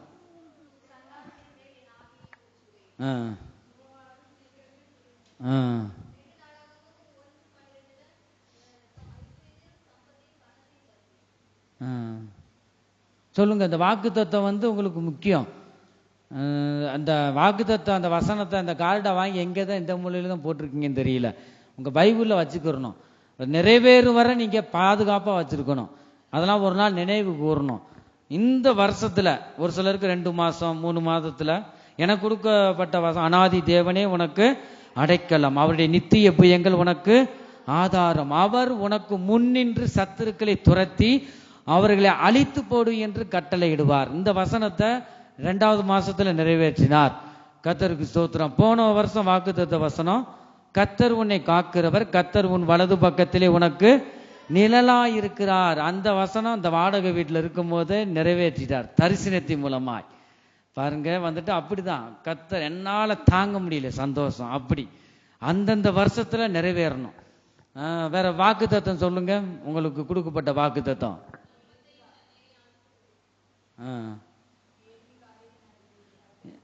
இந்த வாக்குத்தத்தம்லாம் காலையில அதிகாலையில் தினமும் நீங்க சொல்றீங்களா? சொல்றவங்க கைகளை உயர்த்துங்க பார்ப்போம். ஒரு சில கூட்டம் தான். அது வந்து டாக்டர் மாத்திரை கொடுத்தா தான் வந்து உள்ள போனாதான் என்ன சரியாகும், கட்டுப்படுத்தும். ஆகவே இந்த வாக்கு தத்துவம் உள்ள போனாதான் கிரியை செய்யும். ஆகவே நித்தமும் நீங்க என்ன செய்யணும், இந்த வாக்கு தத்துவத்தை சொல்லணும். மற்றபடி உங்களுக்கு கொடுக்கப்பட்ட பிள்ளைகளுக்காக, உங்களுக்கு கொடுக்கப்பட்ட கணவனுக்காக, மனைவிக்காக நீங்க எத்தனை பேர் ஜெபம் பண்ணீங்க? உங்களுக்கு கொடுக்கப்பட்ட ஊழியர்களுக்காக, எனக்காக, பிள்ளைகளுக்காக, குடும்பத்துக்காக எத்தனை பேர் நீங்க ஜெபம் பண்ணீங்க? கைகளை உயர்த்துங்க பார்ப்போம். அதெல்லாம் ஆண்டவர் பார்க்கிறாருங்க. ஹல்லேலூயா. நீங்க ஜெபிக்க வேண்டும். கர்த்தருக்கு ஸ்தோத்திரம். என் பிள்ளைகளுக்கு நல்ல எதிர்காலத்தை தாங்கப்பா, உண்மையே நான் நம்பி இருக்கிறேன். நீங்க வாக்குத்தத்தம் பண்ணியிருக்கீங்க, அதை நிறைவேற்ற நீர் வல்லமையுள்ளவர் என்று நான் விசுவாசிக்கிறேன். அப்படிப்பட்ட அந்த இடத்துக்கு நீங்க வர வேண்டும். கர்த்தருக்கு ஸ்தோத்திரம். வாசிங்க, ரோமருக்கு எழுதின நிருபம் 4வது அதிகாரம் 19 to 21 வரை வாசிப்போம். சீக்கிரம்.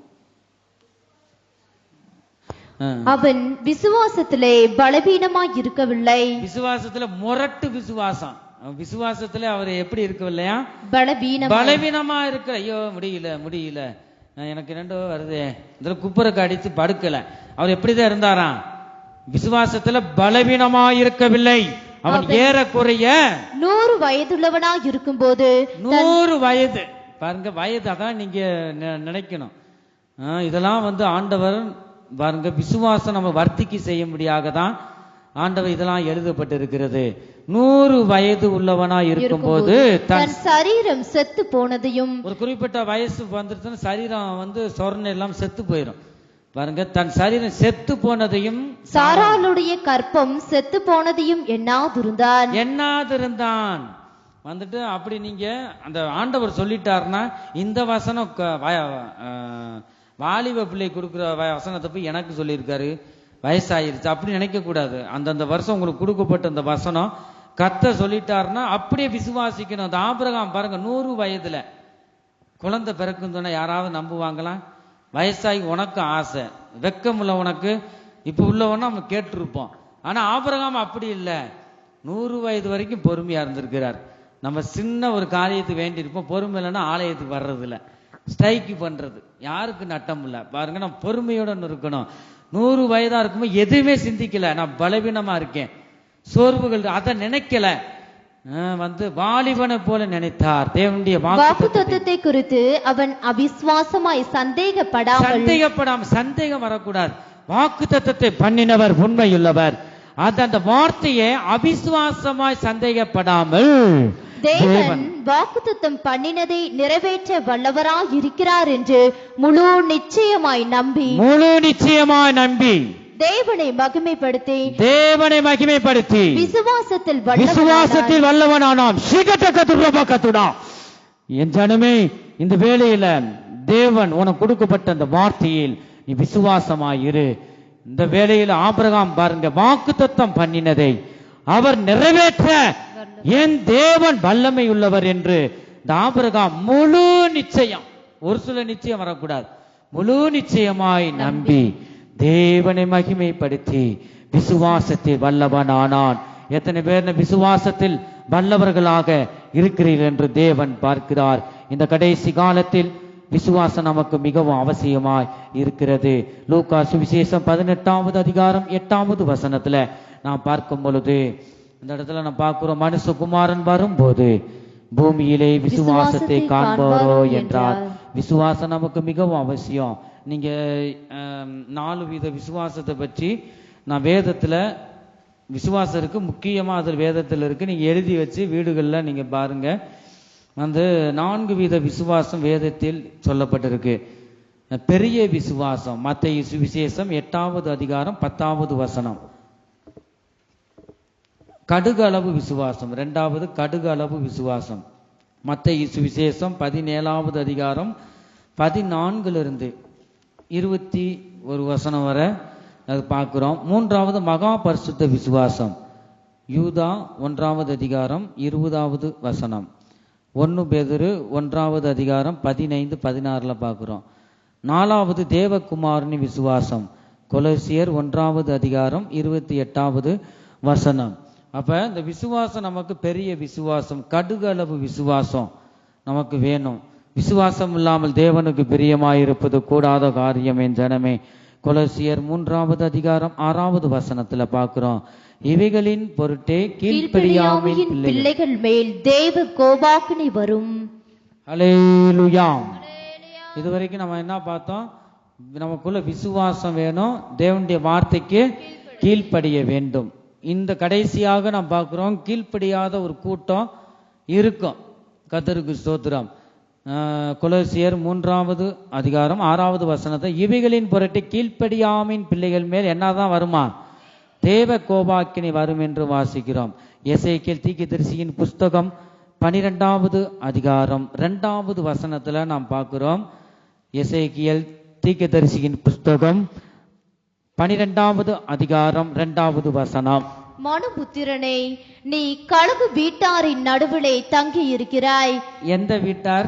கலகு வீட்டார். கலகம் பூரா குடும்பத்துக்கு கலகத்தை எடுத்து விடுறது பாருங்க. நம்ம பிள்ளை உண்டு, நம்ம குடும்பம் உண்டு, கணவன் உண்டு, நினைக்கிறதே இல்லை. கலக வீட்டார், அவங்க பேர் என்னதுதான்? கலக வீட்டார். நீ இருந்து கலக வீட்டாருக்குள்ள இருக்க என்ன செய்ய?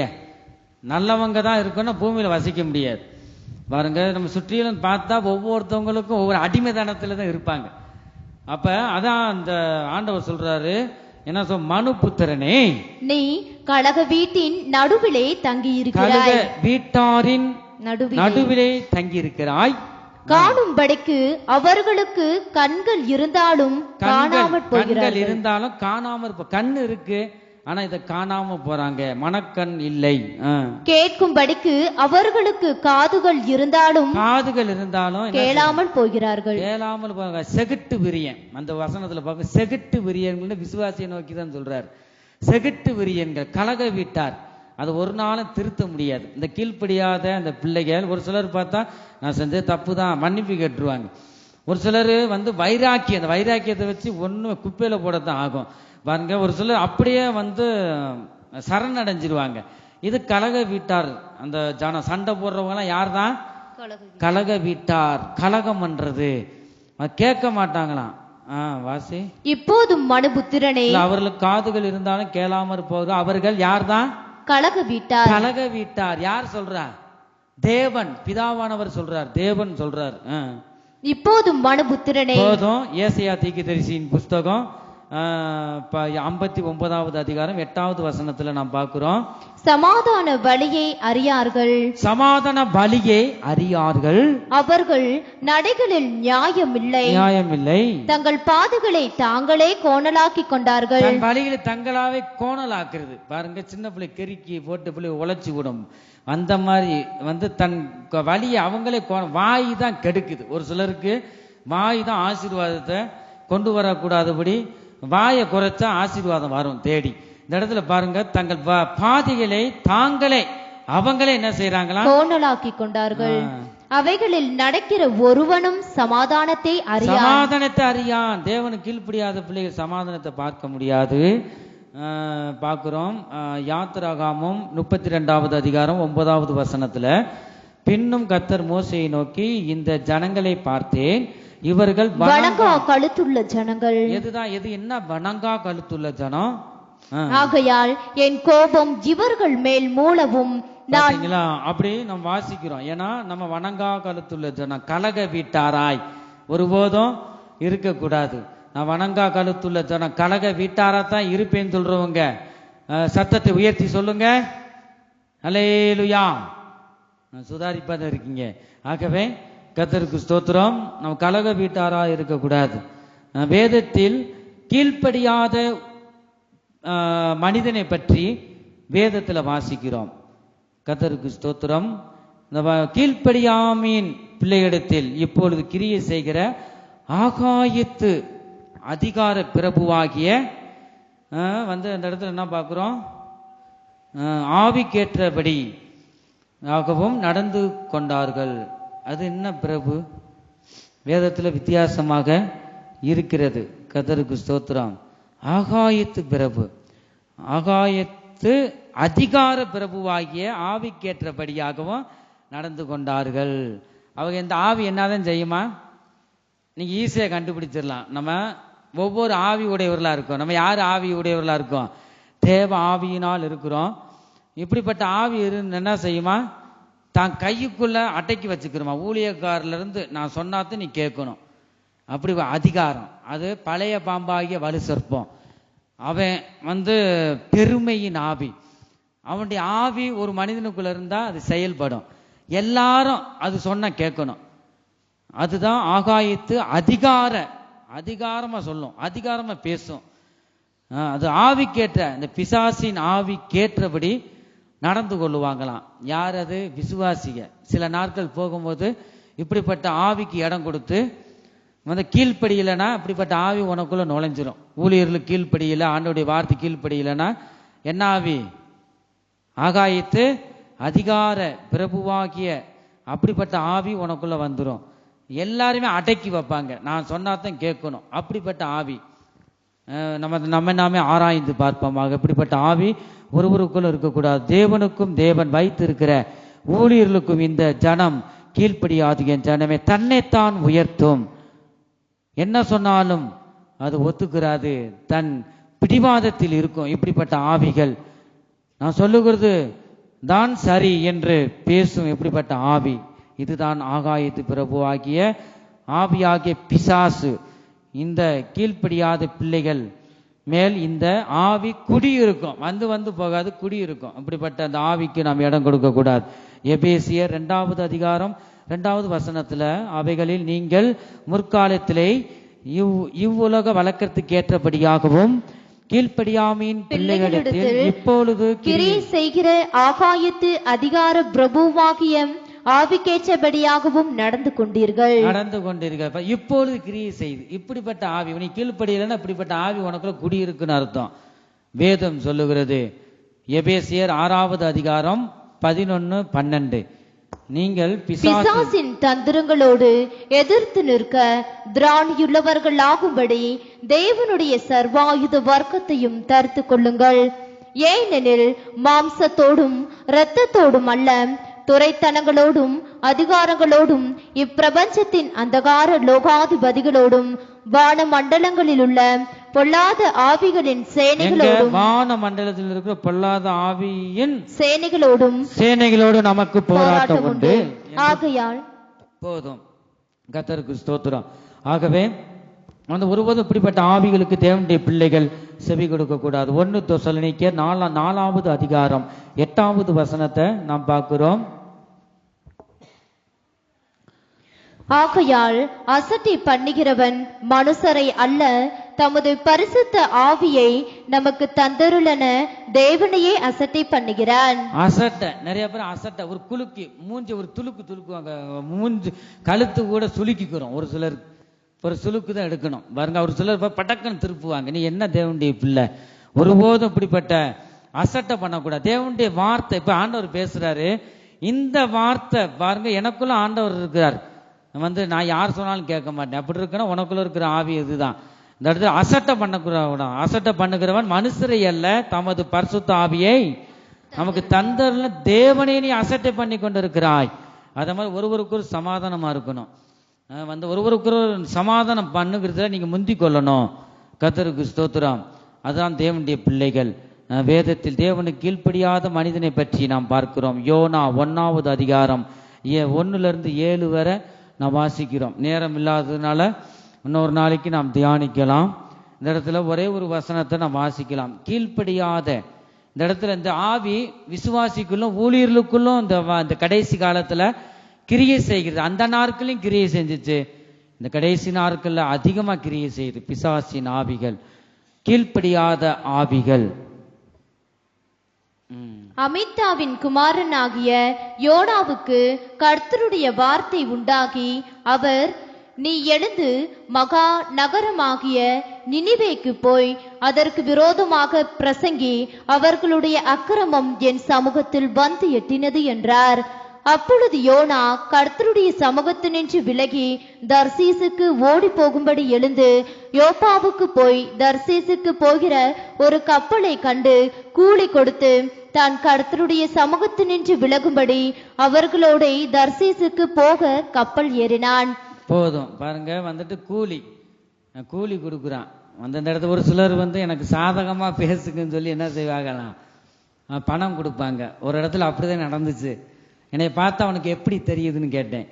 பாருங்க, எனக்கு சாதகமா பேசுங்க பாஸ்டர், அதனால எப்படியாவது நன்மை உண்டாகும், என்னைய மட்டும் தனியா வச்சு சொல்லுங்க, ஆளுகளை வச்சு பேசக்கூடாது. நடந்த சம்பவம் பாருங்க. அப்படிதான் என்னைய பார்த்தா லஞ்சம் வாங்குற மாதிரி இருக்க. ஒரு சில ஊழியர் அப்படி இருப்பாங்க, முகதாட்சியம் பார்ப்பாங்க. இந்த வார்த்தை எனக்கு அன்னைக்கு பிடிச்ச ஒரு பிடியில அந்த வார்த்தையே அந்த சகோதரன் பேச மாட்டார். பாருங்க, நீ கொடுக்குற காணிக்க தசம் பாகம் அது தேவனுடையது. அந்த வார்த்தையை சொல்லிட்டு கையில கொடுக்குறார், அப்படி சொருகுறார். பாருங்க, ஒரு வண்டி கிண்டியை பிடிச்சா போலீஸ்காரன்ட்டா என்ன செய்வாங்க, சைடு வழியே சொருகுவாங்க. நான் ஒரு இடத்துல பார்த்தேன், என்ன பேசிக்கிட்டு இருக்காரு, அவர் கைக்குள்ள ஏதோ பேப்பர் மாதிரி உள்ள பார்த்தா. பிறகுதான் கேட்டேன், எட்டயபுரத்துல விசுவாசியா இருக்கும்போது ஆடு ஆடு வாங்கினா கொஞ்சம் நல்லா 20 கிலோ 25 கிலோ பெரும் ஆடு தான் வாங்குவேன். வாங்கிட்டு வரும்போது குட்டி யானையில போட்டு வந்துகிட்டு இருக்கும்போது வண்டியை பிடிச்சிட்டாங்க. வண்டி எப்படி நீ அவ்வளோ ஆடுகளை ஏத்தலாம் சொல்லிட்டு சொல்லவும் அவரு அப்படி இப்படின்னு ரேசா காலை அரைச்சிக்கிட்டே இருந்தார். சரி, ஏதோ காசுக்கு எதிர்பார்க்கிறாருன்னு டிரைவர் நினைச்சு அத பேசு மாணிக்க முகத்தை பார்த்து பேசுறாங்க. கை இங்க போகுது உள்ள இந்த லஞ்சம் வந்தவரே. சரி போ. என்னடா எவ்வளவு நேரம் அதிகாரமா பேசினாலும் ஏன் இப்படி திடீர்னு எப்படி இங்க சமாதானம் ஆனாருன்னு வண்டியில போகும்போது கேட்டேன். அப்பதான் லஞ்சம் தான் சார் கிடைக்கிறதே, எங்களுக்கு வாடகை கட்டாது, அந்த எல்லாம் பணம் தான். பாருங்க, அப்படிதான் ஊழியக்காரில் கூட ஒரு சிலர் விலைக்கு வாங்குவாங்க. என்கிட்ட சொன்ன சகோதரன் என்கிட்ட செல்லுபடி ஆகாது. கர்த்தருக்கு பயப்படுற பயம் இல்லை. பாருங்க, அதனாலதான் ஆண்ட முகதாட்சனை பார்க்க மாட்டார். அசட்டை பண்ணுவாங்க இந்த ஜனங்க, அசட்டை பண்ற ஜனங்க. இந்த யோனா பாருங்களேன், தேவனுடைய ஊழியக்காரன் தான். இந்த இடத்துல கூலி கொடுத்து அவர் கீழ்ப்படியாம ஆண்டவர் சொல்ற இடத்துக்கு போகாதபடி ஐயா எப்படி இருக்காராம். அப்படிதான் தேவன் சொன்னா அவங்க ஒரு வழியில போய்கிட்டே இருப்பாங்க. போனது நிமித்தம் என்ன நடந்துச்சான், கர்த்தர் சமுத்திரத்தின் மேல் பெருங்காற்றை வரவிட்டார். அதனால் கடலிலே கப்பல் உடையும் என்று நினைக்கத்தக்க பெரிய கொந்தளிப்பு உண்டாயிற்று. நீ கீழ்ப்படியலனா என்ன வருமா? கப்பல் என்பது விசுவாசமாகிய கப்பல் நம்ம குடும்பத்தை குறிக்கிறது. ஆகவே நம் குடும்பத்தில் கொந்தளிப்பு உண்டாகுது. ஒரு ஆண்டவர் கொடுக்கிற சோதனை உங்களுக்கு ஆறுதல் கொடுக்கும். திராணிக்கு மேலாக சோதிக்கப்படுவதற்கு ஒரு நாளும் நம்முடைய தேவன் விடமாட்டார். ஆகவே இந்த சோதனை பாருங்களேன், என்ன யாரு கண்ணு பட்டுச்சோ தெரியாதவங்க சொல்லுவாங்க, நான் அப்படி கஷ்டப்படுறேனேன்னு சொல்லி. இந்த யோனா பாருங்க, கீழ்ப்படியாம ஆண்டோடைய வார்த்தை கீழ்ப்படியாம இருந்ததுனால ஒரு கொந்தளிப்பு உண்டாயிருச்சு இந்த கப்பல்ல. அப்பொழுது கப்பற்காரர் பயந்து அவனவன் தன் தன் தேவனை நோக்கி வேண்டுதல் செய்து பாரத்தை லேசாக்கும்படி கப்பலில் இருந்த சரக்குகளை. ஒருவன் நிமித்தம் குடும்பத்தில் எவ்வளவு கஷ்டம் வந்துச்சு. தேவனுடைய வார்த்தைக்கு நீ கீழ்ப்படியாம இருந்தா, உன் தாய் தகப்பனுக்கு நீ கீழ்ப்படியாம இருந்தா, ஒன்னட்டு இந்த குடும்பத்துல அநேக நஷ்டங்கள் வருகிறதை பார்க்கிறோம். ஆகவே நாம் தேவனுக்கு கீழ்ப்படுகிறவர்களாக இருக்க வேண்டும். தேவன் கொடுத்த கற்பனையில என்னதுதான், தாய் தகப்பனு கீழ்ப்படிய வேண்டும். இந்த இடத்துல பார்க்கிறோம் நிறைய பொருள் சேதமாகுது கடல்ல. அதனாலதான் கடல்ல நீங்க மீன் பிடிக்கிறவங்க கூட அநேக பொக்கிஷங்களை ஆண்டவர் வைத்திருக்கிறார். நீங்க வலை போடும் போது என்னதான் வரணுமா, பொக்கிஷம் வலையில அகப்படணும். நீங்க அதுக்காக ஜெபம் பண்ணுங்க. கர்த்தரால் ஆகாத காரியம் ஒன்றுமே இல்லை. பேதுகிட்ட சொன்னார், வரி கட்டுறதுக்கு முதலாவது போடுற மீன்ல என்ன இருக்குமா, என்ன இருக்கும், வெள்ளி காசை பாருங்க எடுத்து எதுக்காக வரிக, உனக்காக எனக்காகவும் வரி கட்டு என்று சொல்றாரு. கடல்ல தான். ஆகவே நம்ம கடல்ல பொக்கிஷத்தை ஆண்டவர் வைத்திருக்கிறார். இவனிட்டு சேதம் அப்படிதான் நம்ம பார்க்கிறோம். பாரத்தை லேசாக்கும்படி கப்பலில் இருந்த சரக்குகளை சமுத்திரத்தில் எறிந்து விட்டார்கள்.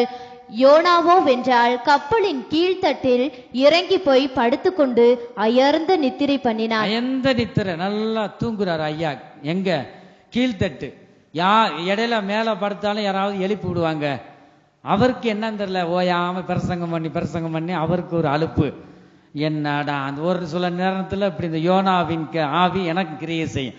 வருஷம் முழுதும் நம்ம படுத்து தூங்கிடுவோம். நான் ஒரு நாள் தூங்கிடுவேன் படுத்து. இருந்தாலும் மனசு கேட்காது.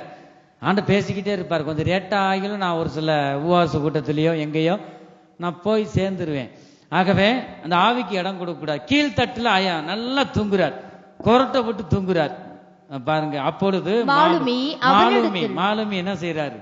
அவனிடத்தில் வந்து, நீ நித்திரை பண்ணுகிறது என்னப்பா? நான் கொந்தளிப்புல இருக்கிறோம், எத்தனோ பொருள் நஷ்டம் ஆகுறது, நீ எனக்கென தூங்கிட்டு இருக்கிய? எழுந்திருந்து உன் தேவனை நோக்கி வேண்டிக்கொள்.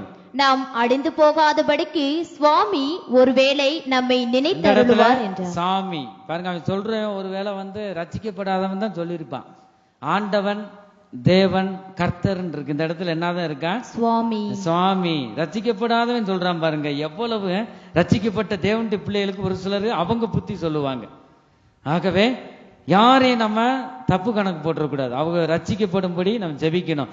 இந்த மாலுமி பாருங்க அவனுக்கு சொல்றான், ஒருவேளை நம்மை நினைத்தருளுவா, தேவனை வேண்டிக்கொள் சொல்லும் போது 7வது வசனத்துல, அவர்கள் யார் நிமித்தம் இந்த ஆபத்து நமக்கு நேரிட்டதென்று நாம் அறியும்படிக்கு சீட்டு போடுவோம் வாருங்கள் போட்டாங்க. நிறைய பேர் குலுக்கு சீட்டு போடுவாங்க, வார சீட்டு, மாச சீட்டு எல்லாம் சுருட்டிட்டு ஓடி போயிடுவாங்க. ஐயோ என் பணம் நீ அழுதுகிட்டு இருக்க வேண்டியதான் பாருங்க. ஒருபோதும் நீங்க சீட்டு போடுறது, அதெல்லாம் லோன் எடுக்கிறது ஒருபோதும் வேண்டாம். கர்த்தர் அவரு நம்ம ஒரு மரம் வச்சு தண்ணி ஊத்தாம இருப்பானா? ஒருபோதும் கடன் வேணாம். கடன் வாங்கினீங்கன்னா ஆண்டோடைய வருகை வந்துருச்சுன்னா இந்த கடன் காலை பிடிச்சு இழுக்கும். என் கடனை கொடுத்துட்டு போ, அவ்வளவு வல்லமை இருக்கு இந்த கடனுக்கு. தேவனுடைய பிள்ளைகள் கடன் வாங்கக்கூடாது, லோன் வாங்கக்கூடாது. கூலோ கஞ்சியோ கரைச்சி குடி பாருங்க. அப்படி பெருமை நமக்கு வேண்டாம். கர்த்தருக்கு ஸ்தோத்திரம். இந்த இடத்துல பாக்குறோம், தொடர்ந்து வாசிவேன். சீட்டு போடுவோம் வாருங்கள் என்று போடுறாங்க. சீட்டு யாருன்னு கண்டுபிடிக்கணுமே. சீட்டு சொல்லிக்கொண்டு சீட்டு போட்டார்கள். யோனாவின் பேருக்கு சீட்டு விழுந்தது. சீட்டு போடுறதான் தேவன் கவனிக்கிறார். அதனாலதான் சீட்டு போட்டு, சீட்டை யார் எடுக்க சொல்ல? சின்ன பிள்ளையத்தை எடுக்க சொல்லுவாங்க. சிறு பிள்ளைகள் தேவனுக்கு சமமா கள்ளம் கபடம் இல்லாம இருப்பாங்க, நல்லது கெட்டது தெரியாது. அதனால சிறு பிள்ளைகள் எடுக்க சொல்றாங்க. எடுக்க போய் யாருக்கு தான் விழுகுது? யோனாவின் பேர் விழுகுது. அப்பொழுது அவர்கள் அவனை நோக்கி, யார் நிமித்தம் இந்த ஆபத்து நமக்கு நேரிட்டதென்று நீ எங்களுக்கு சொல்ல வேண்டும். உன் தொழில் என்ன? நீ எங்கே வருகிறாய்? உன் தேசம் எது? நீ என்ன ஜாதியான் என்று கேட்டார்கள். அதற்கு அவன், நான் எபிரெயன், சமுத்திரத்தையும் பூமியையும் உண்டாக்கின பரலோகத்தின் தேவனாகிய கர்த்தர் இடத்தில் பயபக்தியுள்ளவன் என்றான். அது வக்கனைய நல்லா பேசுறான். நான் தேவனுடைய பிள்ளை, தேவனுடைய இடத்திலிருந்து பயபக்தி உள்ளவன். எல்லாம் பேச்சல நல்லா தான் இருக்கு. அவன் கர்த்தருடைய சமூகத்தினின்று விலகி ஓடி போகிறவன் என்று தங்களுக்கு அறிவித்ததினால் அந்த மனுஷர் மிகவும் பயந்து, தங்களுக்கு அறிவித்ததினால் மற்ற காரியம்லாம் சொல்றாரு. மிகவும் அங்க உள்ள ஜனங்கள் பயந்து அவனை நோக்கி, நீ ஏன் இதை செய்தாய் என்றார்கள். பின்னும் சமுத்திரம் அதிகமாய் கொந்தளித்துக் கொண்டிருந்தபடியால் அவர்கள் அவனை நோக்கி, சமுத்திரம் நமக்கு அமரும்படி நாங்கள் உனக்கு என்ன செய்ய வேண்டும் என்று கேட்டார்கள். உடனே தூக்கி போறல பாருங்க. இந்த ரட்சிக்கப்படாத ஜனம் பல தேசத்திலிருந்து இருக்கிறாங்க. அந்த ஜனம் ஆயிரக்கணக்கான ஜனம். இந்த ஜனம் என்னதான் தன் கையில முடிவு எடுக்கல, அவர்கிட்டயே கேட்கிறார், யோனாட்ட. ஏன்னா கர்த்தருடைய பிள்ளையே, சமுத்திரத்தையும் உண்டாக்குன அவருடைய பிள்ளை, ஏதாவது தண்ணீர் தூக்கி போட்டு பாவத்தை நான் வாங்கிக்கிறோம்னு அவருடைய யோனா கையிலேயே விடுறாங்க. நான் என்ன செய்யணும்? இந்த சமுத்திரம் அலை, இந்த கொந்தளிப்பு நிக்கிறதுக்கு நாங்க என்ன செய்யணும் என்று கேட்டார்கள். அதற்கு அவன், நீங்கள் என்னை எடுத்து சமுத்திரத்திலே போட்டு விடுங்கள். எவ்வளவு வருத்தம் பாருங்க. இந்த இடத்துல நீங்க சமுத்திரத்துல போட்டு விடுங்கப்பா, அப்பொழுது சமுத்திரம் உங்களுக்கு அமர்ந்திருக்கும். என் நிமித்தம் இந்த பெரிய கொந்தளிப்பு உங்கள் மேல் வந்ததென்பதை நான் அறிவேன் என்றார். அவர் பாருங்க, கர்த்தருடைய வார்த்தை சொல்றதுக்கு அவ்வளவு சோம்பேறித்தனம். அப்படிதான் அது விருப்பம் இல்லை. அப்படித்தானே அவன் பாக்குறோம். கர்த்தருக்கு ஸ்தோத்திரம். வந்து அவன் பாருங்க அவ்வளவு. அப்புறம் மீன், நீங்க வீடுகளில் வந்து வாசிச்சு பாருங்க. அப்ப ஒரு மீனை கட்டளையிடுறார். ஆண்டவர் கைவிடல, என் வார்த்தைக்கு நீ கீழ்ப்படியிலேயே தள்ளி விடல. ஆண்டவர் நேசிக்கிறார். அந்த மனுஷன் கரை சேரும்படி வேகமாய் தண்டு அவனை கர்த்தருடைய பிள்ளை காப்பாத்துறதுக்காக அவங்க கரை சேர்றதுக்கு ஆண்டவர் விடுவாரா? மறுபடியும் கரை சேர்க்க முயற்சி பண்ணாலும் அதே இடத்துல இழுத்து இழுத்து விட்டுருவார் காத்து மூலமா. அப்ப ஜனங்கள் சோர்ந்து போறாங்க. ரெண்டாவது, ஆனாலும் சமுத்திரம் வெகு மும்முரமாய் கொந்தளித்துக் கொண்டே இருந்தபடியால் அவர்களால் கூடாமல் போயிற்று. அப்பொழுது அவர்கள் கர்த்தரை நோக்கி கூப்பிட்டு, கர்த்தாவே, இந்த மனுஷனுடைய ஜீவனி நிமித்தம் எங்களை அழித்து போடாதேயும். 15வது வசனம். யோனாவை எடுத்து சமுத்திரத்திலே போட்டு விட்டார்கள். சமுத்திரம் தன் மும்முரத்தை விட்டு அமர்ந்தது. அப்பொழுது அந்த குடும்பத்துல கூட உங்களுக்கு பிரச்சனை, கீழ்ப்படியில பிள்ளை இருந்தோன்னா நீங்க பிள்ளைகளை கூப்பிட்டு எங்கதான் போட்டு கடல் வர பக்கமா இருக்கு, பயமா இருக்கு. நீங்க வேதத்துல சொல்லப்பட்டிருக்க கீழ்ப்படியில இந்த பிள்ளை நினைச்சு நீங்க கையங்காலம் கட்டி என்ன செஞ்சிடக்கூடாதான், கடல்ல தூக்கி போட்டுறக்கூடாது. ஆகவே வந்து நீங்க என்ன செய்யணுமா, உங்களுக்குள்ள இருக்க கிரியைகளை, உங்க பிள்ளைகளுக்குள்ள இருக்கிற கிரியைகளை தான் என்ன செய்யணும், ஜெபத்தின் மூலமாக அதை அகற்றணும். நம்முடைய போராட்டம் மாம்சத்தோடும் இரத்தத்தோடும் அல்ல. அப்ப பாருங்க, அந்த ஆவிகள், அந்த யோனாவின் ஆவிகள் ஒவ்வொரு தேவனுடைய பிள்ளைகளுக்கும் கிரியை செய்யும். அப்படிப்பட்ட ஆவிகளை நீங்க என்ன செய்யணும், தூக்கி கடல்ல நீங்க இந்த ஆவியை துரத்தி விட வேண்டும், தூக்கி போட வேண்டும். தூக்கி போட்ட உடனே அமைதல் உண்டாயிருச்சு, இந்த வீட்டுல நல்ல ஒரு சமாதானம். அப்பொழுது அந்த மனுஷர் கர்த்தருக்கு மிகவும் பயந்து, பயம் வந்துருச்சு, மிகவும் பயந்து கர்த்தருக்கு பலியிட்டு பொருத்தனைகளை பண்ணினார்கள். யோனாவை விழுங்கும்படி ஒரு பெரிய மீனை கர்த்தர் ஆயத்தப்படுத்தி இருந்தார். ஆயத்தம் பண்ணி வச்சிருக்க. 2வது வசனத்தை வீடுகள் எடுத்து வாசிங்க, கடைசியா வாசிங்க. வந்து அதுக்கு அது உள்ள மீன் வகத்துல என்ன செய்யறாரு, ஒழுங்கா சொல்லும் போதே வந்து போயிருக்கலாம் அந்த இடத்துக்கு போக. மீன் வகத்துல ஜெபம் பண்றாரு ஐயா, நாத்தான் நாரும் உள்ள செண்டு, இப்ப செண்டு போடுறாங்க, பக்கத்தில் நிக்க முடியல பாருங்க, அப்படி இருக்கு. உள்ள மீன் வகத்துல நாத்தான் நாறுது. ஆனா அங்க ஜெபம் பண்றார் மீன் வகத்துல. வந்து ஜெபி அந்த 8வது வசனத்துல இருக்கு, என்னது, பொய்யான மாயையை பற்றி கொள்ளுகிறவர்கள் தங்களுக்கு வரும் கிருபையை போக்கடிக்கிறாங்க. அதுதான் நானும் துதியின் சத்தத்தோடு உமக்கு பலியிடுவேன், நான் பண்ணின பொருத்தனையை செலுத்துவேன், ரட்சிப்பு கர்த்தருடையது என்றான். கர்த்தர் மீனுக்கு இந்த மீன் வகத்திலிருந்து வெளியில கொண்டு வருது உன்னுடைய கிருபை தான்.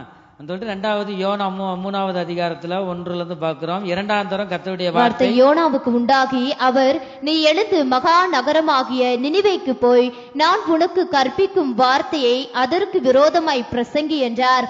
யோனா எழுந்து கர்த்தருடைய வார்த்தையின்படியே நினிவேக்கு போனான். போதும், அவர் பிரசங்கம் பண்ற 10வது வசனம். அவர்கள் தங்கள் பொல்லாத வழியை விட்டு திரும்பினார்கள் என்று தேவன் அவர்களுடைய கிரியைகளை பார்த்து தாம் அவர்களுக்கு செய்வேன் என்று சொல்லியிருந்த தீங்கை குறித்து மனஸ்தாபப்பட்டு அதை செய்யாதிருந்தால். இந்த யோனாவுக்கு பார்த்தா மனஸ்தாபம் வந்துருச்சு.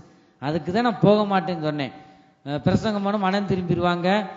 2வது, நீ இரக்கம் உள்ள தேவன், அது எதுக்கு, நீயே போய் முதையே வந்து பாருங்க, அதெல்லாம் வந்து அது ஒரு வேலையா கொடுத்துருக்கு, அந்த வேலையை சரியா செய்யணும். யோனா 4வது அதிகாரம். யோனாவுக்கு அது மிகவும் விசனமாய் இருந்தது. அவன் கடுங்கோபம், கோபத்திலே கோபம், கடுங்கோபம் வருது. தேவன் வந்து அவ்வளவு முகமுகமா பாருங்க யோனாவோட பேசுற. அந்த சிலாக்கியம் எல்லாம் அநேகருக்கு இந்த நாளுக்கு இல்ல. அவன் பாருங்களேன், கடுங்கோபம் கொண்டு கர்த்தரை நோக்கி விண்ணப்பம் பண்ணி, கர்த்தாவே, நான் என் தேசத்தில் இருக்கும் போதே நான் சொன்னேனே, இதை சொல்லவில்லையா, இது நிமித்தம் நான் முன்னமே தர்சீசுக்கு ஓடி போனேன். நீர் இரக்கமும் மன உருக்கமும் நீடிய சாந்தமும் மிகுந்த கிருபையும் உள்ளவரும் தீங்குக்கு மனஸ்தாபப்படுகிறவருமான தேவன் என்று அறிவேன். இப்போதும் கர்த்தாவே, என் பிராணனை என்னை விட்டு எடுத்துக்கொள்ளும். அவர் என்ன சொல்றாரு, பிராணனா என்னது, உயிர், பிராணன் உயிர். இப்பொழுது கர்த்தா என் பிராணனை எடுத்துக்கொள்ளும். அவனுக்கு என்னதான் ஒரு பாரம், ஆண்டவருடைய வார்த்தையை சொல்ல ஒரு பாரம். கர்த்தருக்கு ஸ்தோத்திரம். என்னையெல்லாம் சொல்ல சொன்னா விடிய விடிய சொல்லிக்கிட்டே இருப்பேன். ஆகவே அவர் பாருங்களேன், யோனாவுக்கு அது ஒரு வருத்தம் ஆயிருச்சு. என் பிராணனை என்னை விட்டு உயிரை எடுத்துக்க வேணாம், இந்த பூமியில வாழ நான் விரும்பல, வேணாம் ஆண்டவர், நீங்க சொல்லுவீங்க, 2வது காப்பாத்திருவீங்க, அதுக்கு தான் ஆண்டவர் வச்சிருக்கார். பாருங்க, வந்து என் பிராணனை எடுத்துக்கொள்ள, நான் உயிரோடு இருக்கிறதை பார்க்கலும் சாகிறது நலமாய் இருக்கும் என்றான். சாவை விரும்பினான் என்று நாம் பார்க்கிறோம். ஒருவர் தேவனுடைய பிள்ளைகள் சாக போற இந்த வார்த்தை வரக்கூடாது. ஜீவனும் மரணமும் நாவின் அதிகாரத்தில் இருக்கு. உன்னை ஜீவனோட வைத்திருக்கு சாதாரண காரியம் இல்ல, பெரிய காரியங்களை உனக்குள்ள இருந்து அவர் செய்ய போகிறார். ஆண்டவர் பயங்கரமான காரியங்களை செய்ய போகிறார். ஒரு நாவுல இருந்து தகாத வார்த்தைகள் வரக்கூடாது. இந்த யோனா சாவை விரும்பினான். அதற்கு கர்த்தர் என்ன சொல்றாரா?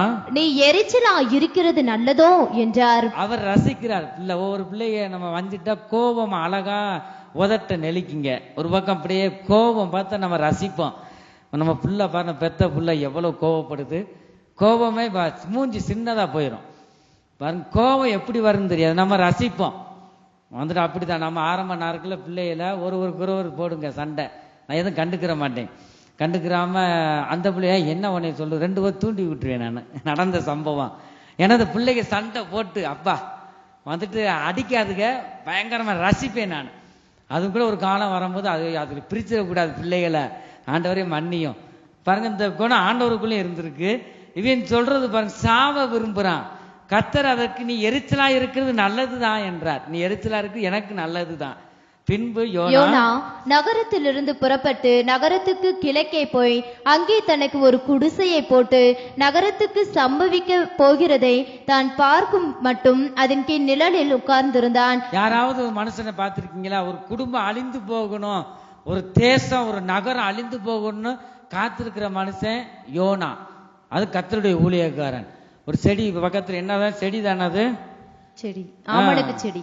ஆமலுக்கு செடி. அது நின்று ஐயா என்ன ஆமலுக்கு செடி இல்ல, வந்து நிழலிலே உட்கார்ந்திருந்தான்.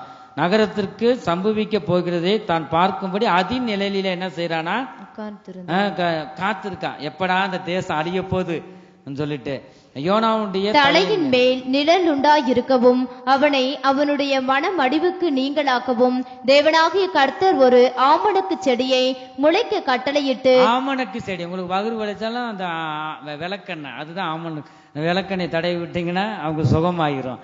இந்த ஆமணக்கு செடிக்குள்ள உட்கார்ந்தீங்கன்னா அவ்வளவு சுகமா இருக்கும்.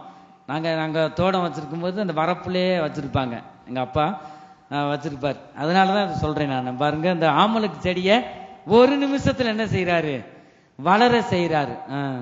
அந்த ஆமணக்கின் மேல் யோனா மிகவும் சந்தோஷப்பட்டான். சந்தோஷம், எவ்வளவு சுகம், அப்பா என்ன தூக்கம் பாருங்க. ஆமலுக்கு செடியில அவ்வளவு சந்தோஷம். மறுநாளிலோ கிழக்கு வெளுக்கும் நேரத்தில் தேவன் ஒரு பூச்சியை கட்டளையிட்டார். அது ஆமணக்கு செடியை அரித்து போட்டது. அதனால் அது காய்ந்து போயிற்று. சூரியன் உதித்த போது தேவன் உஷ்ணமான கீழ்காற்றை கட்டளையிட்டார். அப்பொழுது வெயில் யோனாவுடைய தலையில் படுகிறதுனால் அவன் சோர்ந்து போய் தனக்குள்ளே சாவை விரும்பி நான் உயிரோடு இருக்கிறதை பார்க்க. ஆமணக்கு செடி சந்தோஷத்தையும் தராரு. கொஞ்ச நேரத்தில் என்ன செஞ்சுட்டாரு? கட்டளையிடுறார். யாருக்கு? பூச்சிக்கு கட்டளையிடுறார். ஒரு நேரத்தில் அப்படியே ஜெபம் பண்ண ஆண்டவர் தூண்டிக்கிட்டே இருப்பார். நான் கேட்க மாட்டேன். எனக்கு கடிக்காத இடத்துல எறும்புக்கு கட்டளையிட்டு கடிச்சிருச்சு. ஐயோ வலிக்குதே பாருங்க, எந்திரிச்சிட்டேன். முதல்ல ஆண்டவர் சொல்லும் போது ஜெபிக்கலாம்ல பாருங்க. அது திறப்பில் நின்று என்ன செய்யறோம்? விசுவாசிகளுக்காக உங்களுக்கு திறப்பில் நிக்கிறோம் பாருங்க. அப்படிதான் நம்ம சொல்றோம். ஒரு சில நேரங்கள் சோர்வு வந்துருது, பலவீனம் வரும்போது ஆண்டவர் சொல்லி கேட்கல. எறும்புக்கு கட்டளையிட்டால் கடிக்காத இடத்துல கடிச்சிச்சு. ஐயோ ஐயோன்னு எந்திரிச்சு. பிறகு நான் ஜெபம் பண்ணேன் பாருங்க, வீங்கிருச்சு பாருங்க. அப்படி ஆண்டவர் கட்டளையிடுவார். இவனுக்கு பாருங்க நல்ல ஆமலுக்கு செடி வளருது. வந்துட்டு கொஞ்ச நேரத்துல ஆண்டவர் என்ன செய்யறாரு? அப்படிதான் பிள்ளைகள் கூட சொல்லுவேன், வந்து பொருள் காட்சிக்கு எங்கேயோ நான் கூட்டு போறேன்னு சொல்லுவேன். சந்தோஷமா இருக்குங்க. கொஞ்ச நேரத்துல இன்னொரு நாளைக்கு பாத்துக்குருவோம். அது கொஞ்ச நேரத்துல மூஞ்சி சின்னதா போயிடும். ஆமலுக்கு இந்த யோனாவுக்கு கூட அப்படிதான் செய்யறாரு. நல்லா குழு குழுன்னு ஏசி மாதிரி ஆமலுக்கு செடியை வச்சு கொஞ்சம் மறுநாள்ல அது பூச்சிக்கு கட்டளையிட்டு ஒன்னும் இல்லாம ஆகிறது. அடுத்து யோனான் தலையில என்ன விழுகுது? வெயில் தலையில் படுகிறதுனால் அவன் சோர்ந்து போய் தனக்குள்ளே சாவை விரும்பி. இரண்டாவது சாவு, நான் சாக போறேன். தேவனுடைய பிள்ளைகள் அப்படிதான். செத்தா யாருக்கு? நீ நரகத்துல கிடப்ப. ஐயோ ஐயோன்னு யாருக்கு நஷ்டம் இல்லை. 2 நாளைக்கு அழுவாங்க. அப்புறம் 3வது நாள் ஆறுதல் கூட்டம் வச்சு அவங்க நல்லா இருப்பாங்க. யாரும் சாக போறேன்னு வாயில வரும்போது அடிச்சிடணும். வாயை கட்டி உங்க கையை வச்சு அடிச்சிடணும், சொல்லக்கூடாது. இந்த யோனா பாருங்களேன், வந்துட்டு எதை விதைக்கிறானோ அதையே அறுப்பான்னு வேதம் சொல்லுது. வந்து அவன் சாவை விரும்புகிறான். எத்தனை நேரம் சாவை விரும்புறது? நான் உயிரோடு இருக்கிறதை பார்க்கிலும் சாகிறது நலமாய் இருக்கும் என்றான். சாகிறது நலம் என்ன? அந்த ஆமலுக்கு செடிக்காக அப்படிதான் சின்ன பொருள் வாங்கித்தானே சாக போறேன், மிரட்டுறது தாய் தகப்பனை. அப்படி ஒருபோதும் இந்த ஆவி இருக்கக்கூடாது, யோனாவின் ஆவி. அப்பொழுது தேவன் யோனாவை நோக்கி, நீ ஆமானுக்கு நிமித்தம் எரிச்சலா இருக்கிறது நல்லதோ என்றார். அதற்கு அவன், ரெண்டு பேரும் தேவனும் ஒரு மனுஷனும் மறுபடியும் பேசிக்கிட்டு இருக்காங்க. ரெண்டு பேரும் எவ்வளவு ஒரு சிலாக்கியம். நீங்க தேவ சமூகத்துல அப்படி எத்தனை பேர் நீங்க அனுபவிச்சீங்கன்னு தெரியாது. தேவனோடு மணிக்கணக்கா நான் பேசுவேன். இந்த ஆதியில் இருந்த அந்த அனுபவம் எவ்வளவோ எனக்குள்ள குறைஞ்சிருச்சு. தேவ சமூகத்தில் உண்மையா சொல்லுகிறேன் பாருங்க, இதெல்லாம் நாம கொண்டு வர வேண்டும். ஒரு மனிதனோடு தேவன் பேசுகிறார். எவ்வளவு பெரிய தெய்வம். ஆண்டவர் என்ன சொல்றாரு, ஆமலுக்கு வேண்டி எரிச்சலா இருக்குது நல்லது. அவன் என்ன சொல்றான், அதற்கு அவன், நான் மரண பரியந்தம் எரிச்சலா இருக்கிறது நல்லதுதான் என்றான். எத்தனாவது வசனம்? 9. பாருங்க, அப்பொழுது தேவன் யோனாவை நோக்கி, நீ ஆமலுக்கு நிமித்தம் எரிச்சலா இருக்கிறது நல்லதோ என்றார். அதற்கு அவன், நான் மரண பரியந்தம் எரிச்சலா இருக்கு, உனக்கு நல்லதுதான், உனக்கு என்ன சொல்லிட்டு பாருங்க. மனம் எந்த அளவுக்கு வெறுத்துட்டான் பாருங்களேன். அதற்கு கர்த்தர், நீ பிரயாசப்படாததும் நீ வளர்க்காததும் ஒரு ராத்திரியிலே முளைத்ததும் ஒரு ராத்திரியிலே அழிந்து போனதுமான ஆமணக்குக்காக பரிதவிக்கிறாயே, வலது கையுக்கும் இடது கையுக்கும் வித்தியாசம் அறியாத 120,000 பேருக்கு அதிகமான மனுஷரும் அநேக மிருக ஜீவன்களும் இருக்கிற மகா நகரமாகிய நினிவேக்காக நான் பரிதபியாமல் இருப்பேனோ என்றார். இந்த வேளை நாம் எல்லாரும் எழுந்து நிற்போமாக, சர்வ வல்லமையிலே நோக்கி பார்ப்போமாக. எத்தனோ நீ ஒரு காலத்துல பாவத்துல இருந்தாய், அது உலகம் கூட பிறந்த சகோதரிகள் உன்னை சுற்றிலும் இந்த உலகத்தில் இருக்கிற ஒவ்வொருவரையும் ரட்சிக்கப்பட வேண்டும், மனம் திரும்பி என்னை ஏற்றுக்கொள்ள வேண்டும் என்று தேவன் விரும்புகிறார். இந்த யோனாவின் ஆவி நமக்கு வேண்டாம். ஆபிரகாமை போல விசுவாசம் உடையவனாய் கீழ்ப்படுகிறவனாய் கர்த்தர் இந்த நாட்களில் ஒவ்வொருவருக்கும் தந்து கர்த்தர் வழி நடத்துவாராக. கர்த்தருக்கு ஸ்தோத்திரம். ஜெபமே ஜெயம், ஜெபமே ஜெயம், ஜெபத்தால் ஜெயம் ஜெயமே. ஜெபமே ஜெயம், ஜெபமே ஜெயம், ஜெபத்தால் ஜெயம் ஜெயமே. விசுவாசமுள்ள ஜெபமே, விசுவாசமுள்ள ஜெபமே, பிணியாளிகளை ரட்சிக்குமே, பிணியாளிகளை ரட்சிக்குமே. ஜெபமே ஜெயம், ஜெபமே ஜெயம், ஜெயம் ஜெயமே.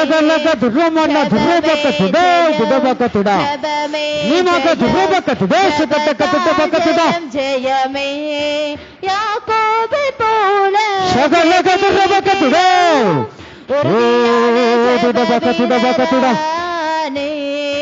நீரென்னை ஆசீர்வதிக்க நம்மை ஒப்பு கொடுப்போமாக.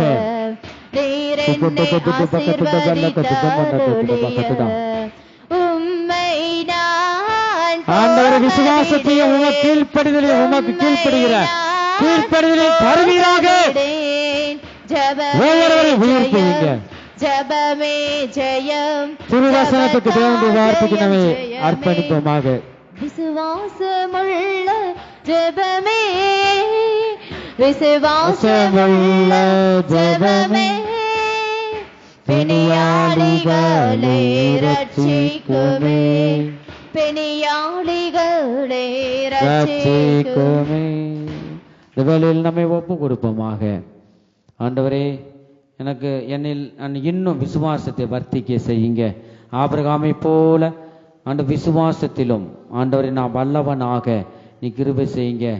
ஆண்டவரே, விசுவாசத்தையும் உம்முடைய வார்த்தைக்கு கீழ்ப்படிதலையும் தந்தனை வழி நடத்துங்க என்று நம்மை ஒப்பு கொடுப்போம். நம்முடைய ஆவி ஆத்மா சரீரத்தை தேவனுக்கு அர்ப்பணிப்போமாக. அல்லேலூயா. ஸ்தோத்திரம் ஸ்தோத்திரம் ஸ்தோத்திரம் ஸ்தோத்திரம் ஸ்தோத்திரம் ஸ்தோத்திரம் ஸ்தோத்திரம். ஷிகடகதுட பக்கதுட பலகதுட மனதுட பக்கதுட ஷிகடகதுட பக்கதுட பக்கதுட பக்கதுட மனதுட பக்கதுட ஷிகடகதுட மனதுட பக்கதுட ஓ ஷிகடகதுட பக்கதுட மனதுட பக்கதுட. அல்லேலூயா. ஆண்டவரே, அர்ப்பணிக்கிற ஒவ்வொருவரையும் தாவே ஆண்டவரே நீங்க ஆசீர்வதிங்கப்பா. ஷகலகதுட பக்கதுட. ஆண்டவரே, தேவனமோடு பேசின ஜீவனுள்ள வார்த்தைகளுக்காய் கரங்களை தட்டி கத்தரை ஸ்தோத்தரிப்போம். சோத்துரம் சோத்துரம் சோத்துரம் சோத்துரம். எல்லா துதிகன மகிமையும் பிதா குமாரன் பரிசுத்த ஆவியானவருக்கே கொடுத்து கர்த்தரை ஸ்தோத்தரிப்போம். சோத்திரம் சோத்திரம் சோத்திரம். எங்கள் அன்பின் இயேசுவே, நாங்களுமே துதிக்கிறோம், ஸ்தோத்தரிக்கிறோம். அப்பா, ஆரம்பம் முதல் முடிவு வரை ஒவ்வொரு பகுதியிலும் நீங்க நடத்தி தந்த நம்முடைய கிருபைகளுக்கு ஸ்தோத்திரம். ஒவ்வொரு பகுதியிலும் நீங்க ஆசீர்வதித்தபடியா ஸ்தோத்திரம். ஆண்டவரே, இந்த வேளையிலே நீர் எங்களோடு பேசின ஜீவனுள்ள வார்த்தைகளுக்காய் ஸ்தோத்திரம். ஆபிரகாமை போல கர்த்தாவே நாங்கள் கீழ்ப்படுகிறவர்களாய், ஆண்டவரே கர்த்தாவே விசுவாசத்தில் வல்லவர்களாய், ஆண்டவரே எங்களை ஒவ்வொருவரையும் மாற்றுவீராக. விசுவாசத்தை தந்து கர்த்தாவே ஆண்டவரே ஒவ்வொரு ஜீவியத்திலும் அற்புதங்கள் நடக்கட்டும், அதிசயங்கள் நடக்கட்டும். கர்த்தாவே நன்மை செய்யும். ஒவ்வொருவரையும் நீங்க பெரியோர் முதல் சிறியோர் வரைக்கும் ஆசீர்வதிங்க. தொடர்ந்து ஒவ்வொருவரையும் பாதுகாத்து கொள்ளுங்க. ஆண்டவரே, உம்முடைய வருகை வரும்போது உம்மை சந்திக்க ஆயத்தப்படுத்துங்க. துதிகான மகிமை எல்லாம் உம்மைக்கே செலுத்துகிறோம், இயேசு கிறிஸ்துவின் நாமத்தில் பிதாவே, ஆமென். என் ஆத்மாவை கர்த்தரை ஸ்தோத்திரி, என் முழு உள்ளமே அவருடைய பரிசுத்த நாமத்தை ஸ்தோத்திரி. என் ஆத்மாவை கர்த்தரை ஸ்தோத்திரி, அவர் செய்த சகல உபகாரங்களையும் மறவாதே. ஆமென். கர்த்தராகிய இயேசு கிறிஸ்துவினுடைய கிருபையும் தேவனுடைய அன்பும் பரிசுத்த ஆவியினுடைய ஐக்கியமும் அவருடைய பாதுகாவலும் நம்ம அனைவரோடும் கூட என்றென்றைக்கும் சதா காலங்களிலும் இருப்பதாக. ஆமென். ஹல்லேலூயா.